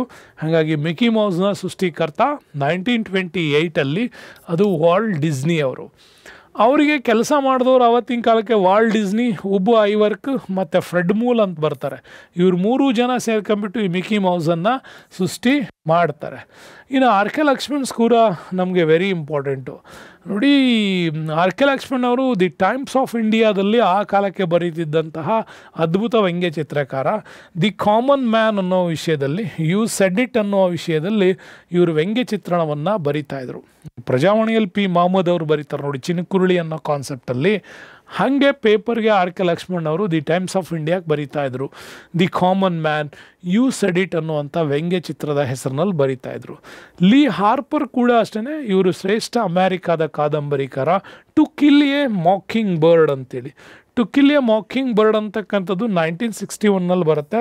ಇದಕ್ಕೆ ಅದ್ಭುತವಾಗಿ ಪುಲಿಟ್ಸ್ಕರ್ ಅವಾರ್ಡ್ ಸಿಕ್ಕಿದ್ರಿಂದಾಗಿ ಇವರು ಫೇಮಸ್. ಇನ್ನು ಲಿಯನಾರ್ಡೋ ಡಾ ವಿನ್ಸಿ ಅಂತೂ ಮಾತಾಡೋಂಗಿಲ್ಲ.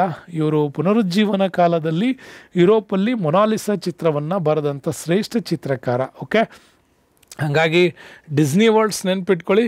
ಈ ಒಂದು ಡಿಸ್ನಿ ವರ್ಲ್ಡ್ಸ್ಗೆ ಟಾಮ್ ಅಂಡ್ ಜೆರ್ರಿಗೆ ಭಾಳ ದೊಡ್ಡ ಮಟ್ಟದಲ್ಲಿ ನಿಮಗೆ ಭಾಳ ದೊಡ್ಡ ಮಟ್ಟದಲ್ಲಿ ಕಾಂಪಿಟೇಷನ್ಸ್ ಕೊಡೋವಂಥ ಒಂದು ಚಿತ್ರಗಳು ಬೇಕಾದಷ್ಟು ಜನ ಮಾಡಿದ್ರು. ಓಕೆ, ಆದರೂ ತುಂಬ ಸಕ್ಸಸ್ಸು ವರ್ಲ್ಡ್ ಲೆವೆಲಲ್ಲಿ ಆಗಿದ್ದು ಇವ್ರದೇ. ಓಕೆ, ಹಾಗಾಗಿ ಮಿಕ್ಕಿ ಮೌಸು ಜೊತೆಗೆ ಟಾಮ್ ಅಂಡ್ ಜೆರ್ರಿಗಳು ವರ್ಲ್ಡ್ ಲೆವೆಲಲ್ಲಿ ಆಳ್ವಿಕೆ ಮಾಡಿದಂಥ 2 ಅನಿಮೇಷನ್ಸ್ ಚಿತ್ರಗಳವು. ಭಾರತದಲ್ಲಿ ಇತ್ತೀಚೆಗೆ ಛೋಟಾ ಭೀಮ್ ಭಾಳ ದೊಡ್ಡ ಮಟ್ಟದಲ್ಲಿ ಹೆಸರನ್ನು ಮಾಡ್ತು, ಅದ್ರ ಜೊತೆಗೆ ಬೇರೆ ಬೇರೆವೆಲ್ಲ ಮಾಡಿದ್ವು. ಇದು ನಮಗೆ. ಸೊ ನೆಕ್ಸ್ಟ್ ಬಂದರೆ ಮುಂದಿನ ಪ್ರಶ್ನೆ 140 ಪ್ರಶ್ನೆ, ಭಾಳ ಅದ್ಭುತವಾಗಿದೆ. ಜಗತ್ತಿನ ಅಮೆಚ್ಯೂರ್ ಬಿಲಿಯರ್ಡ್ಸ್ ಪ್ರಶಸ್ತಿಯನ್ನು ಗೆದ್ದಂಥ ಮೊದಲ ಭಾರತೀಯ ಯಾರು? ಅಮೆಚ್ಯೂರ್ ಬಿಲಿಯರ್ಡ್ಸ್ ಪ್ರಶಸ್ತಿ ಗೆದ್ದಂಥವ್ರು ಗೀತ್ ಸೇಠಿ, ವಿಲ್ಸನ್ ಜೋನ್ಸ್, ಮೈಕಲ್ ಪೆರೋ, ಮನೋಜ್ ಕೊಠಾರಿ ಅಂತ 4 ಹೆಸರು ಕೊಟ್ಟಿದ್ದೀವಿ. ಯಾರು ಇದರಲ್ಲಿ ಅಂತ ನೋಡೋದಾದರೆ ಫೋಟೋ ನೋಡ್ತಿದ್ರೆ ಕಂಡುಹಿಡಿಬೋದು. ಸೊ ವಿಲಿಯಮ್ ಜೋನ್ಸ್ ಅವರು ಇದನ್ನು, ವಿಲ್ಸನ್ ಜೋನ್ಸ್ ಅವರು ಈ ಬಿಲಿಯರ್ಡ್ಸ್ ಪ್ರಶಸ್ತಿಯನ್ನು ಗೆಲ್ತಾರೆ. ಬಿಲಿಯರ್ಡ್ಸ್ ಮತ್ತು ಸ್ನೂಕರ್ ನೋಡೋದಕ್ಕೆ ಒಂದೇ ಥರ ಇರುತ್ತೆ, ಹೀಗೆ ಹೊಡಿತಾರಲ್ಲ ಅದು. ಓಕೆ, ಅದು ನಮಗೆ ಅಮೆಚ್ಯೂರ್ ಬಿಲಿಯರ್ಡ್ಸ್ ಅಂತ ಕೂಡ ಕರಿತೀವಿ. ಇದನ್ನು ಮೊದಲ ಬಾರಿಗೆ ಗೆದ್ದವರ ವಿಲ್ಸನ್ ಜೋನ್ಸ್ ಅವರು 1958 ಮತ್ತು 1964 ವರ್ಲ್ಡ್ ಲೆವೆಲಲ್ಲಿ ಚಾಂಪಿಯನ್ಶಿಪ್ಸ್ ನಡೀತು, ವಿಶ್ವ ಬಿಲಿಯರ್ಡ್ಸ್ ಪಂದ್ಯಾವಳಿ. ಆ ಪಂದ್ಯಾವಳಿಯಲ್ಲಿ ಗೆದ್ದಂಥ ಮೊದಲ ಭಾರತೀಯರು ಇವರೇ. ಆವಾಗ ನಮ್ಮ ದೇಶದವರಿಗೆಲ್ಲ ಈ ಇಂಗ್ಲೆಂಡ್ನ ಈ ಕ್ರಿಕೆಟ್ ಆಟ ಆಡೋಕ್ಕೆ ಬರ್ತಿರಲಿಲ್ಲ, ಆದರೆ ಇವರು ಕೂಡ ಇದನ್ನು ಕ್ರಿಕೆಟ್ನ ಆಟ ಅಷ್ಟೇ ಆಡ್ತಾಯಿದ್ರು, ಬೇರೆ ಈ ಥರದ ಆಟಗಳೆಲ್ಲ ಬರ್ತಾ ಇರಲಿಲ್ಲ. ಇದನ್ನು ಭಾರತೀಯರು ನಂತರ ಮಾಡಿದ್ರು. ಇವರಿಗೆ 1963 ಅರ್ಜುನ್ ಪ್ರಶಸ್ತಿ ಬಂದಿದೆ, 1965 ಪದ್ಮಶ್ರೀ ಕೊಟ್ಟಿದ್ದಾರೆ, 1966 ದ್ರೋಣಾಚಾರ್ಯ ಕೂಡ ಕೊಟ್ಟಿದ್ದಾರೆ. ಯಾಕೆ ಅಂತಂದರೆ ಆ ನಂತರ ಇವರು ಶಾಂಡಿನ್ಯ ಅಂತಕ್ಕಂಥ ವಿಶೇಷವಾದಂಥ ಸ್ಪೋರ್ಟ್ಸ್ಮನ್ಗಳನ್ನು ರೆಡಿ ಮಾಡಿದ್ರು, ಹಾಗಾಗಿ ದ್ರೋಣಾಚಾರ್ಯ ಅವಾರ್ಡ್ ಕೂಡ ಇವರಿಗೆ ಸಿಕ್ತು. 1947 ಮೊದಲ ನ್ಯಾಷನಲ್ ಸ್ಪೋರ್ಟ್ಸ್ ಅಕಾಡೆಮಿ ಅವಾರ್ಡ್ ಕೂಡ ಇವರಿಗೆ ಸಿಕ್ಕಿತ್ತು ಅಮೆಚ್ಯೂರ್ ಬಿಲಿಯರ್ಡ್ಸಲ್ಲಿ. ಹಾಗಾಗಿ ಬಿಲಿಯರ್ಡ್ಸಲ್ಲಿ ಇತ್ತೀಚೆಗೆ ಭಾಳ ಸುದ್ದಿಯಲ್ಲಿ ಬರ್ತಕ್ಕಂಥವರು ಅಂತಂದರೆ ಗೀತ್ ಸೇಠಿ, ಅದಾದ ನಂತರ ನಮಗೆ ಅಶೋಕ್ ಶಾಂಡಿಲ್ಯ ಆ ಕಾಲಕ್ಕೆ ಬಂದವರು, ದೇವೇಂದ್ರ ಜೋಶಿ ಅವರು, ಧ್ರುವ ಸಿಥಾಲ್ ಅವರು, ರೂಪೇಶ್ ಶಾ, ಮನೋಜ್ ಕೊಠಾರಿ ಅಂತ. ಬಟ್ ನಿಮಗೆ ನಮ್ಮ ಕರ್ನಾಟಕದವರು ಇವ್ರ ಹೆಸರನ್ನ ನಾನು ನಿಮ್ಗೆ ಹಾಕಿಲ್ಲ. ಭಾಳಷ್ಟು ಕಡೆ ಬಹಳ ಅದ್ಭುತವಾಗಿರ್ತಕ್ಕಂತಹ ಬಿಲಿಯರ್ಡ್ಸ್ನ ವಿನ್ನರ್ ಇವರು. ಫೋಟೋ ಹಾಕಿದ್ದೀನಿ, ಇವ್ರ ಹೆಸರೇನು ಅಂತೇಳಿ ನೀವು ನನಗೆ ಕಮೆಂಟ್ ಮಾಡಿದ್ರೆ ಅಟ್ಲೀಸ್ಟ್ ಇಷ್ಟು ವಿಷಯಗಳನ್ನು ನೀವು ತಿಳ್ಕೊಂಡಿದ್ದೀರಿ ಅಂತ. ವರ್ಡ್ಸ್ ಬಿಲಿಯರ್ಡ್ಸಲ್ಲಿ ತಂದೆ ಆದಂಥ ವಿಶೇಷ ಹೆಸರನ್ನು ಮಾಡಿದಂಥ ಕನ್ನಡಿಗ, ಭಾಳಷ್ಟು ಪ್ರಶಸ್ತಿಗಳನ್ನು ಇಂಟರ್ನ್ಯಾಷನಲ್ ಲೆವೆಲಲ್ಲಿ ಗೆದ್ದಂತಹ ಬಿಲಿಯರ್ಡ್ಸ್ ಆಟಗಾರ ಅವರು. ಆ ಫೋಟೋ ಹಾಕಿದ್ದೀನಿ, ಯಾರು ಅಂತ ಕೂಡ ನನಗೆ ಹೇಳಬೇಕು. Thanks for watching. ಎಲ್ಲರಿಗೂ ಕೂಡ ಚಾನಲ್ನ ಅದ್ಭುತವಾಗಿ ನೋಡ್ತಾ ಇದ್ದೀರಾ. ನೋಡೋದ್ರ ಜೊತೆಗೆ ಚಾನಲ್ ಲೈಕ್ ಮಾಡಿ, ಶೇರ್ ಮಾಡಿ, ಸಬ್ಸ್ಕ್ರೈಬ್ ಮಾಡ್ಕೊಳ್ಳಿ. ನಿಮ್ಮೆಲ್ಲ ಸ್ನೇಹಿತರಿಗೂ ಕೂಡ ಇದನ್ನು ಪರಿಚಯಿಸ್ತೀರಿ ಅಂತ ಹೇಳ್ತಾ ಈ ವಿಡಿಯೋಕ್ಕೆ ಧನ್ಯವಾದಗಳು ಸ್ನೇಹಿತರೆ. ಮುಂದಿನ ವಿಡಿಯೋದಲ್ಲಿ ಮತ್ತೆ ಸಿಗ್ತೀನಿ. ಅಲ್ಲಿವರೆಗೂ stay with us. Ramesh, thank you, bye.